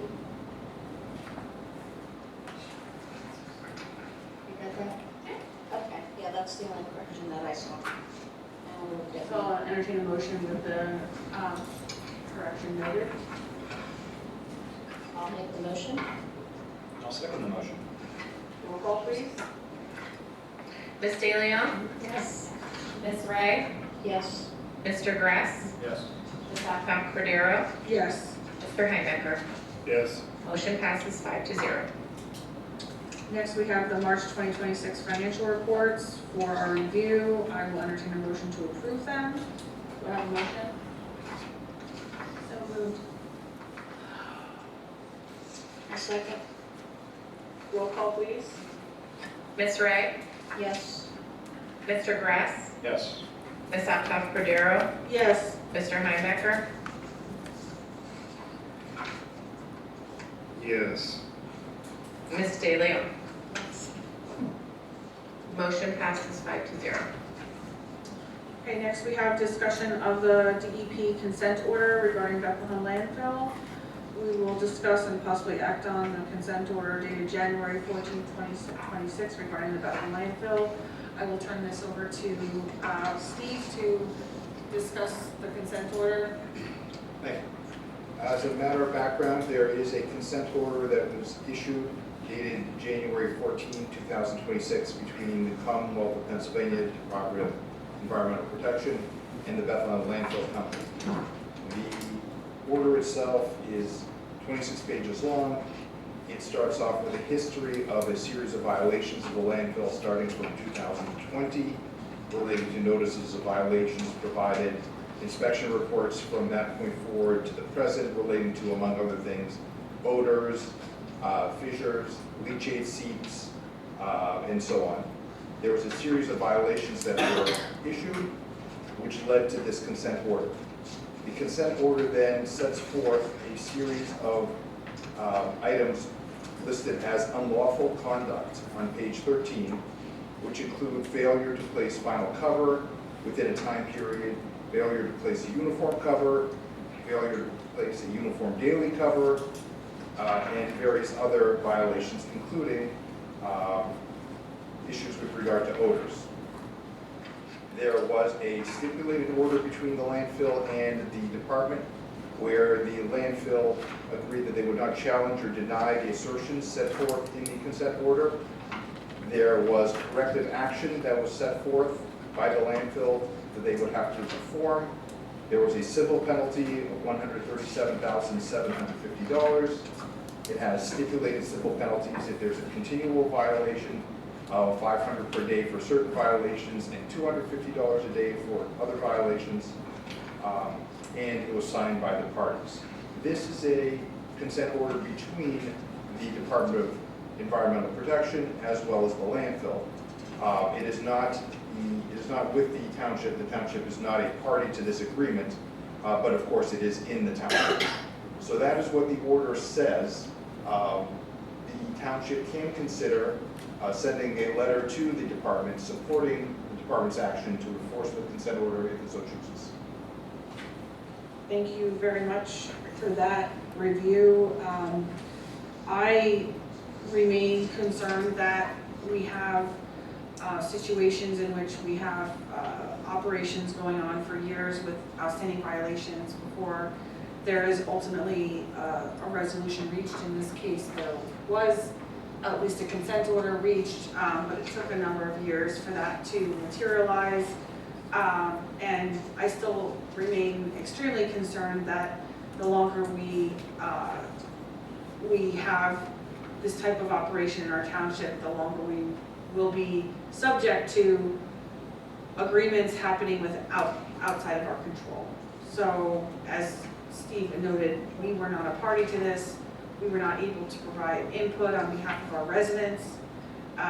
And although it sits in our township, we weren't able to participate in it. I do think it's a very important step and it's very enlightening for us. So I am very much supportive of doing a letter to the DEP that would encourage them to strictly enforce their consent decree and work with the township as much as we were able to help them in continuing to oversee the operations there. I will entertain a motion. I'll make that motion and have a comment then afterwards. Second? I'll second the motion. I just feel that, you know, they got the consent order in January, and then the next two inspection reports, if you go online and look them up, they didn't change anything, and there's still some things that are outstanding, and they're continuing to do them. And I just don't think that's right. And just to let everybody know, tomorrow at 2 p.m. in the afternoon, we're having our quarterly landfill meeting with the landfill and the township. And supposedly Roger Bellis is coming, right? Is that correct? That's correct, right? Jay? And, Yes. So I'll have some questions. And that's all I had to say. Thank you. Any other comments before I do roll call? I have a question, I guess, sort of for Steve. A little bit for myself and also for the public, what's the difference if we do or do not send a letter? What are the two different outcomes in those two situations? It may affect what DEP does, it may not affect what DEP does, you never know. So if you're asking, and it's totally understandable, if you're asking, tell me what this letter will do, it's unclear, but it at least will show the township's position, the township council's position. Is this letter going to open the township up to any sort of litigation or anything like that? I don't believe it would. It would be simply, we would ask the department to move forward and enforce their orders and show that we support them. Okay. And over the years, Hunter, we've done that for different things. So it's more or less just a letter saying we agree with the DEP and we support them? In essence. Okay. And we could also copy it to Freeman and Buscola and to the DEP rep and, you know, whatever. So, Is that part of the motion? what's that? Is that part of the motion who we're sending it to? Is the letter I can amend my drafted? motion to do that. Is the letter drafted? No. Who seconded it? Who's the, I think Laura did. Laura did? I did. Changes of it. So you also send it to our representative? Yes. Sure. I will second the amended motion. Do a roll call. Mr. Grass? Yes. Ms. Aptow Cordero? Yes. Mr. Heinebecker? Yes. Ms. De Leon? Yes. Ms. Wright? Yes. Motion passes 5-0. Thank you very much. Next, we are on to public comment, agenda and non-agenda items only. So if you have a comment, please come to the podium.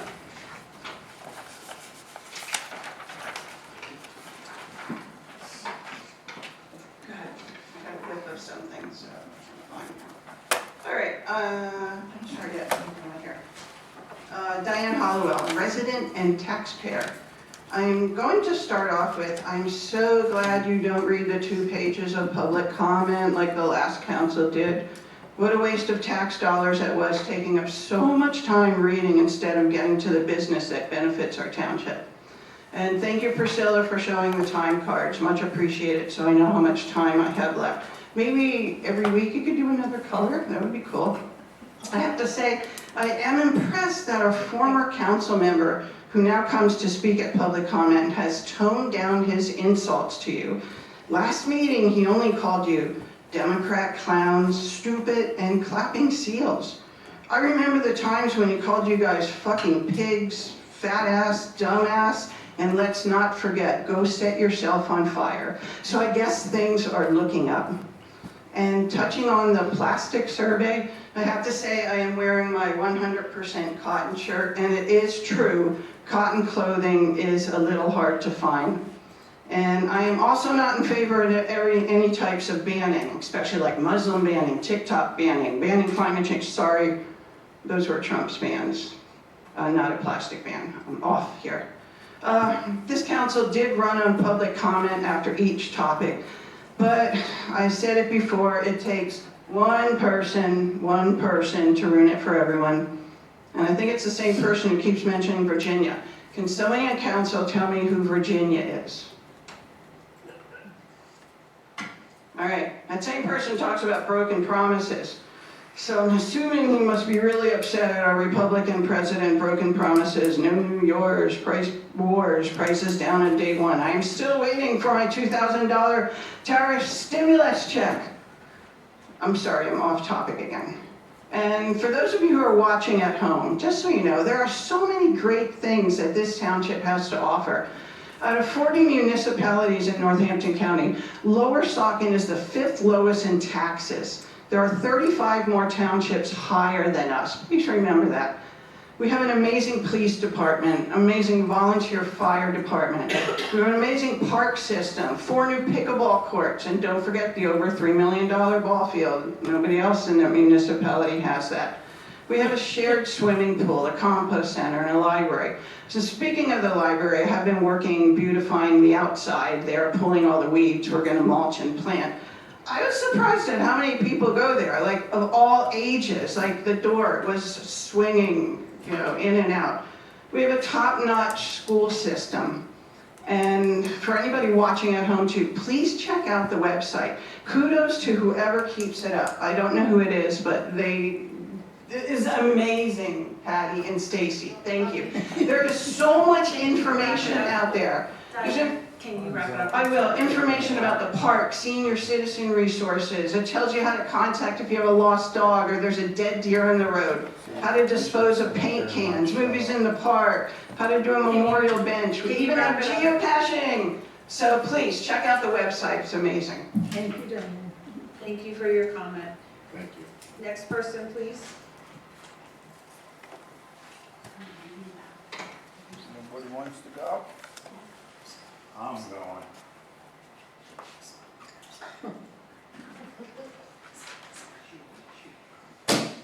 I'm your king. Lower Saucon needs a new king. So, Heil Hitler to the Lower Saucon Township Board, the manager and Gazuzian, the lawyer. So I'd seen some council at the No Kings rally. Seems to me you're not sure where you live. I live in America. We don't have kings. Well, except for one, Jesus Christ, and I don't care if you believe in religion or not. Amen. Seems to me council and its affiliates, Manager Finnegan, Attorney Kuzuzian, their act, and they do like kings for Lower Saucon Township. They do act like kings for Lower Saucon Township.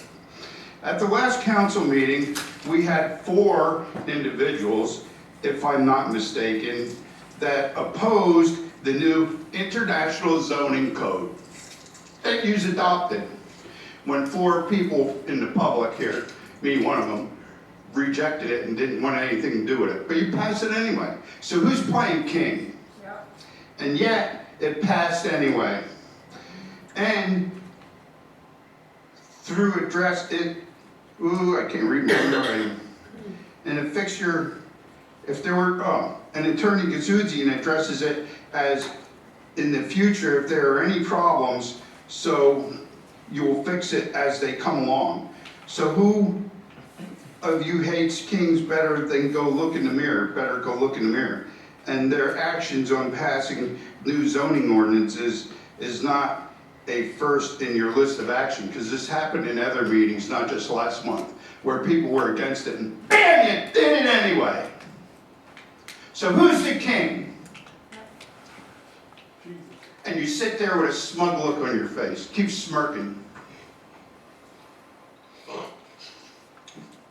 So when something comes up with the new ordinances and the international zoning, and something has to come before the board and people in the public have an issue with something, are they gonna have to pay the township fees to come to the zoning board and file this and file that and paperwork with the township? Or is the township gonna cover the cost because you wanna follow some international bullshit?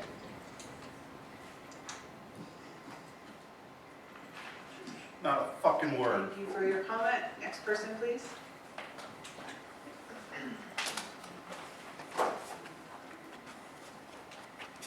Anne Marie Slavic, Lower Saucon Township. I always find great material to say as I get up here, even if it's like the last minute. Great comment, Mark, about the Kings. Priscilla, how long have you been on this council?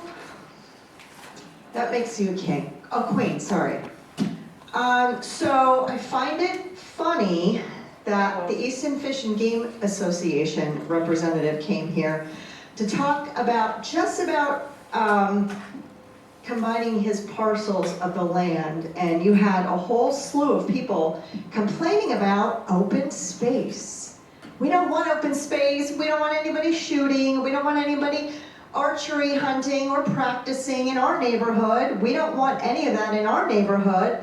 We don't want, we'd rather have development. Let's have some warehouses down there. Let's get rid of that Easton Fish and Game Association.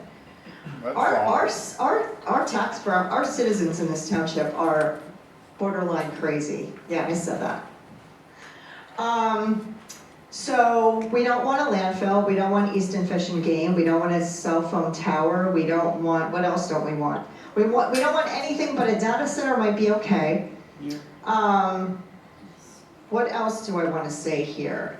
I want to commend Hunter for bringing up the information, or bringing up the question about why are we giving Hellertown an open contract so they can charge us whatever the heck they want?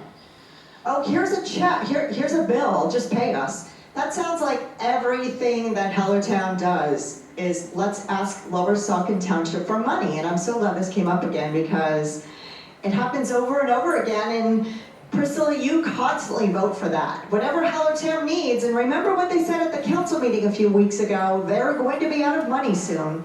So great questioning, Hunter, and great vote on that one. Because just be careful of your solicitor because he has gotten this council into a lot of lawsuits. So beware of asking him about legal questions. I also like to say the quote from Victoria is classic, and I'm so glad she brought it up, about the consent order and the landfill, and she said it's outside of her control. And she is not comfortable with that. Just remember that, all you taxpayers. It's outside of her control. Again, thanks Mark for bringing up that king thing, because this is one of them. The king or the queen decides what the landfill's gonna do, how they're gonna operate, what comes out of the landfill, what goes in the landfill, what trucks are gonna go down the road, what trucks go down that road, what trucks go down up that road. And she's going to decide, and it's out of her control, and she's got a problem with it. So she's gonna send a letter, and she got all her friends to vote for that. She wants to be in control. That's what she voted for, that's what she ran on, and that's what she got. So beware, what else does she want to? Can you wrap it up, please? Absolutely. What else does she want to control? Thank you. Thank you. Any other comments? Yeah.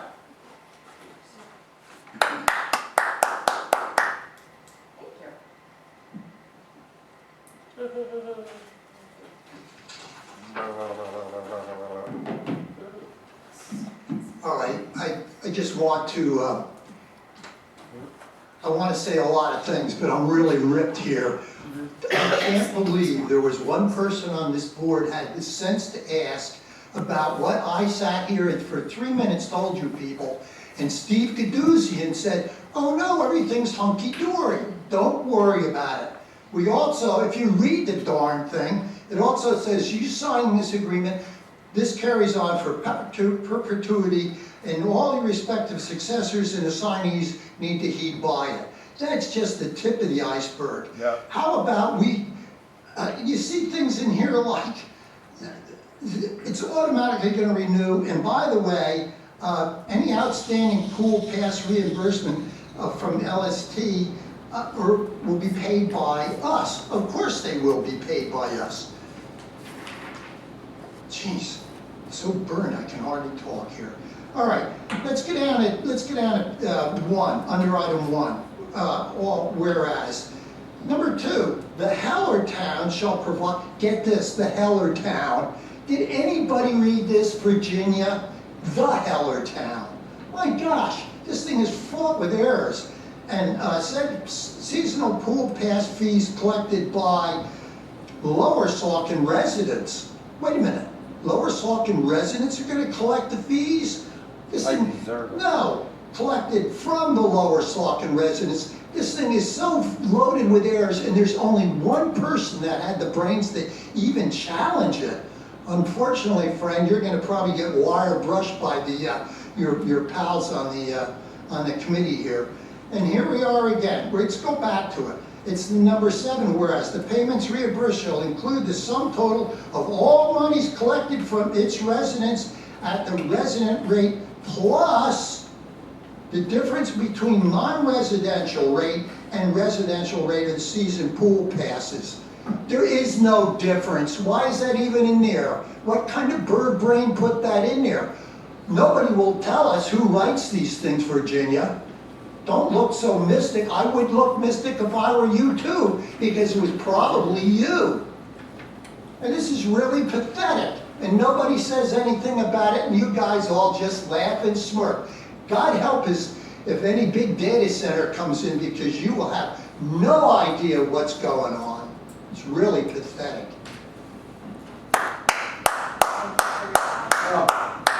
I still have 17 seconds. Thank you for the pointer. I'll put it up here. Thank you for not leaving the lights on, which I'd asked for before because you can't see the darn board. And thank you for the clicker, which you did add, okay? So kudos where they are deserved. And I'll put them right back up here. It's really hard for the public to do anything here with you people. Next And comment, oh, please. by the way, I'll invoke my 30 seconds more. Next comment, please. The bottom line is that Chad here made a statement about why we're here till Mr. 3:30 in the morning. The reason is because Gagruzian wouldn't talk to us when we knew we had a lawsuit and all the cops were in there. And when I asked Priscilla, are you coming back at 3:30 in the morning when they all went in the back room? She says, I don't think so. And they did. And she knew I did. Look it up, Priscilla. Next commenter, please. Thank you for allowing me to speak the extra few minutes. What? I'm not getting up there. Going once, twice. Seeing nobody else. Moving on to council reports. Priscilla, would you like to go first? Yes, thank you. I attended Lower Saucon Township Historic Committee and Heritage Day Planning meeting on March 23rd. I also attended a Hellertown Library meeting on March 24th and attended a Suffolk Valley Conservancy meeting on April 6th. And I want to say thank you to Stacy, who worked very, very hard. She's not listening. Stacy. Yes. I just want to thank you Or what, I'm sorry. for doing the new format. Oh, you're welcome. And I know you took a lot of time and to do it, so. And that's all I have. Okay. Thank you. Hunter? My turn. Thanks to everyone who stuck around this late. It's a relatively late one compared to how late the meetings have been going. But other than that, nothing to report. Have a good night. Laura? I will go. Yeah, just 2 things. So Chad will talk more probably about EAC. What did I want to mention for EAC? We had our meeting last night and I wanted to talk about, I guess reports, it was too soon to get onto this agenda, but we did request to appoint a new non-voting member. I don't think it actually has to come to council, because it's a non-voting member. So we're adding a person from our planning commission to our EAC board. So we're looking forward to that. And let's see. There was some discussion, I guess the police chief had already left, but we would like to bring it up to his attention about a lot of excessive dumping along Countryside Lane and Lower Suffolk Road at night. It's because they do road cleanups, and now they're getting like a lot of large items that turn up overnight. So I don't know if there's Can't afford to go to the dump. trail cams or something we can use, or more following people around out there at night, I don't know. And also the Fire Services Executive Committee, we met on April 9th. They are having a pre-construction meeting with the fire truck building company in the end of July. And after they do that, I guess things starts getting built. So they're anticipating we may have our new pumper truck that we ordered in probably by July of 2027. So it's coming a little sooner than we thought, but that's probably a good thing, I think. That's all I had. Thank you, Laura. Chad? All right. Today is tax day, everybody, April 15th. Just a reminder, if you haven't mailed it in already, you might be a little late. But I got a joke for you. Main post office in Allentown's Are you probably ready? still open. Why does Sherlock Holmes always get a refund? Because he's a master of deductions. Come on. It's a good one. Thank you. Okay. March 23rd, Rail Trail Commission. My first time, we met at Hellertown Borough. We talked about mile markers that are being updated. We're in possession of those. The trail extension to Bethlehem. The surveyor flags are going up. They're having a groundbreaking in 26 this year, ribbon cutting next year. The native plant garden that's at the Reading Drive Trailhead. We are looking for some volunteers perhaps that will help with that maintenance. There's geology kiosks that are in process. I think they have the metal tags that they're going to replace there. And then the signs that are actually within Heller with the borough along the marsh, those have been, the designs have been completed and sponsors obtained, so that's in the process of getting that worked out. They are also working on an app, which was kind of cool, GPS coordinates, so you can be on the rail trail with an app and find facilities along the way. I thought that was pretty neat. Like historic sites and like What's that? restaurants and historic sites and stuff. I think it's going to have extra, connections, but that would, okay.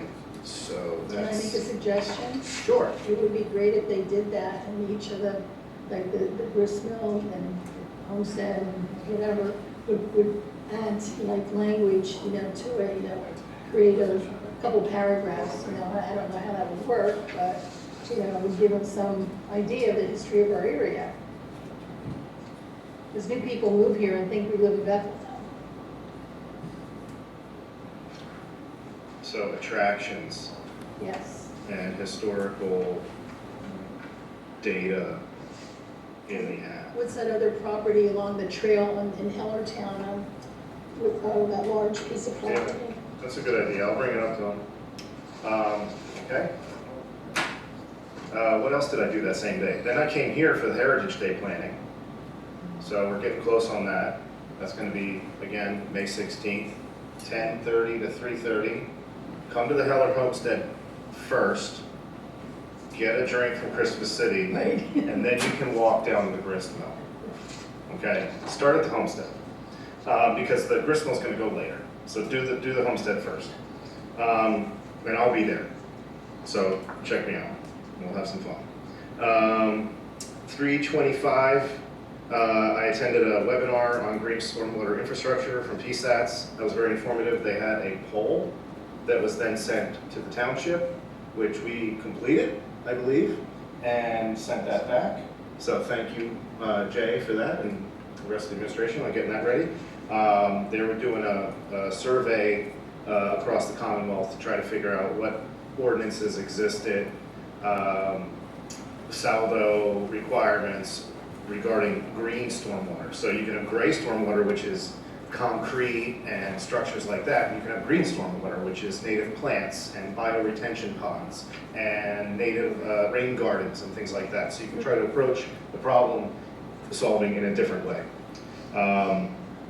Then on the 26th, I was at the Greater Lehigh Valley Chamber of Commerce Mayors and Municipal Officials Reception. Victoria was there.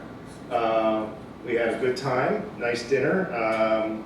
Who won? Mayor of the Year was Rosetto in Northampton County. I forget her name. But it was room packed with all of the municipal leaders. We had the 3 mayors from Allentown, Bethlehem, Easton, and it was a good event with a lot of business and networking, representing the township there. March 29th, the Environmental Advisory Committee, we did a road cleanup over on Reading Drive, and we pulled out probably about 5 garbage bags, a refrigerator, and a water heater off of about a mile of road-ish. It's about a mile, maybe. So that was a lot of trash that we pulled out of that space. I can't believe it. How that stuff ends up on the side of the road, just like you're saying. And I saw some pictures at the EAC meeting last night. Literally, there's piles of light bulbs, kids, baby seats, things. People just, I don't understand what it is. They think it's an old country road with no lights on it. They can just come out here and do whatever they want. And it's really unfortunate because then we have to bear the burden of cleaning it up. Also EAC related, the Lehigh Valley EAC Network had a steering committee meeting on March 31st. And I'm involved with that organization. We're trying to pull again together Lehigh, Northampton, Carbon, Monroe, Berks, Bucks, counties, municipalities, so that our environmental committees all collaborate and work together. So we had our steering committee. I've been working on a Google Drive and a calendar of events that shares all of the environmental committees from all the different townships and cities and boroughs. We have a website that I've been putting together for them on that, so there's been some progress on that. April 7th, I attended a Transportation Research Board committee meeting on asset performance and risk management and learned a little bit more about using artificial intelligence for asset management on roadway safety devices. April 13th was the Parks and Rec Board, which was here. That was Monday. I was here Monday. I got 3 nights in a row here. I'm really happy to be at the township. We had a good discussion on all the different parks. Let's see. And then again, the thing that I wanted to point out from this was the movies. Do we have that? The movies in the park? Yeah, you want to bring that? Can you bring that back up? June 26th at Town Hall. I think it's Zootopia. July 17th at Steel City, Zootopia 2. And then August 21st at Polk Valley will be the Lilo and Stitch movie. We'll pull that up for you guys real quick while I'm wrapping that up. And we're working on, what was the other thing? Oh, orienteering an event. That might be interesting for scouts. I see one sitting in the room here. I know that you were an Eagle Scout, right? So there's this DVOA, Delaware Valley Orienteering Association, and they're sniffing out right now if the Sandra Yerger Park may qualify as an orienteering venue to host that perhaps in the fall. And that might go towards a badge that you guys can earn. So we're trying to work on that, get that together.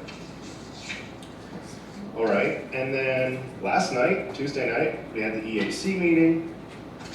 Where am I notes on that one? What did we talk about? You talked about some of the stuff.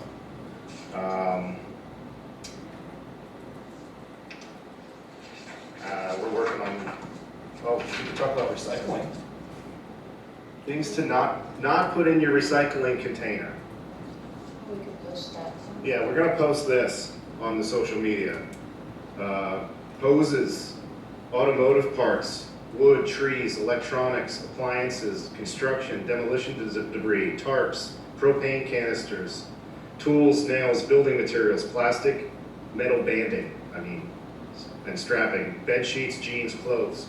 So try to clean up what we're putting in our recycling stream. Which brings me to something that I wanted to bring to the attention of the solicitor and Jay as well. I'm going to ask for your review on this. When I was at the PSATS boot camp, we talked about some requirements, and Act 101, municipal recycling requirements for Pennsylvania Municipal Waste Planning, Recycling, and Waste Reduction Act, Act 101, outlines requirements for large municipalities to recycle. Municipalities other than counties with a population of 10,000 or more people, which I believe we qualify as, are mandated to recycle. So I'm going to provide this to you along with our list of solid waste haulers, and I would appreciate, could you hand that down, please, a review and to make sure that we're in compliance with Act 101 and that the haulers on there provides for that as well. And I wasn't going to email you because I know you get a lot of emails, so I was just going to do it live. And then there's also another one that I'm going to send down your way, because last time we talked about the International Property Maintenance Code, and I made a comment about trying to motivate property owners, the residents, to convert their lawns into meadows, and my concerns that maybe that code might be a little restrictive on that. I'm providing for your review a community wildlife habitat. It's a guide to passing wildlife-friendly property maintenance ordinances with some sample ordinances in here on how we can maybe achieve zones on properties that can be dedicated to pollinator habitats, native species, wildflowers that do not violate the intent of the International Property Maintenance Code, where it would be, a blight situation. So we've got to find a balance in that. All right.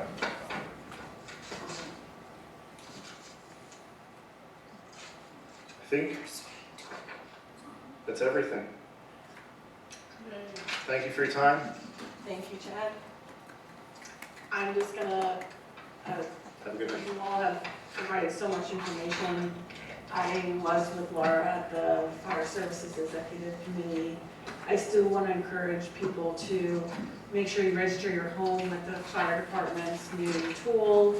I need to do that myself, but it's a very important thing if you'd like to make sure that they know everything about your home in the event of an emergency, especially if you have loved ones, disabled people, or you have pets. This is it's like the new modern way that they can have that information. There's also ride-alongs going on. I think there's the Touch-A-Truck that the chief mentioned, but I believe it's in conjunction with Lower Saucon Fire Rescue as like a joint event, as I recall.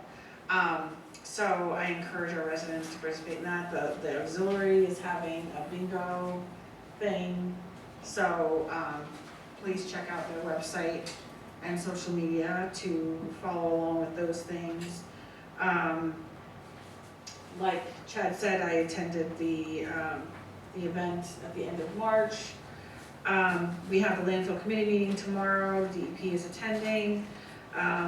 That's a carryover from the January meeting, so additional questions and more information can be provided from them, not only on the consent decree, but just in general, any questions that anybody may have. I don't have anything else. I know we've been here for a while, so I'm gonna turn it over to Acting Township Manager Jay Finnegan. Just to clarify a point that the chief made earlier, National Night Out is August 4th. At the town park. As he mentioned, Touch a Truck is this Saturday from 10 to 1.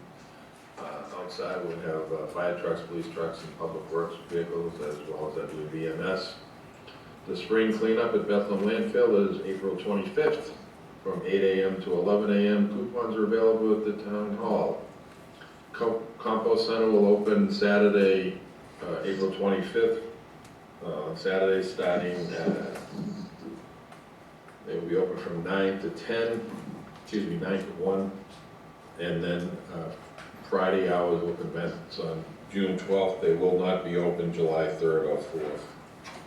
Beat up Heritage Day pretty good.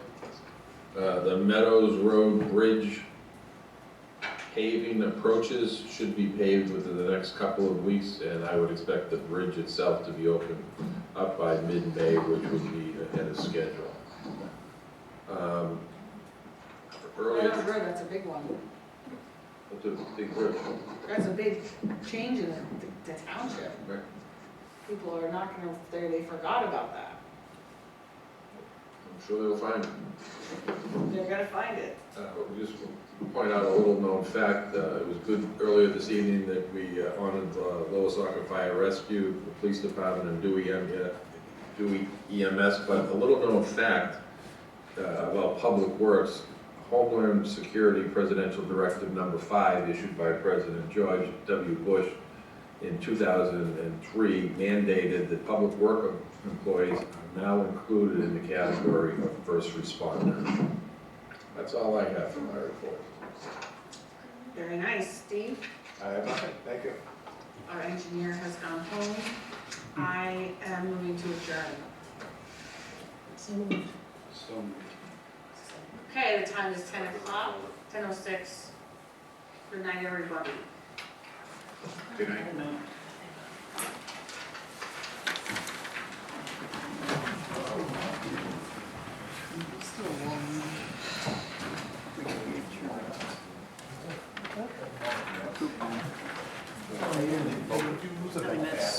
Next week. I know. I know.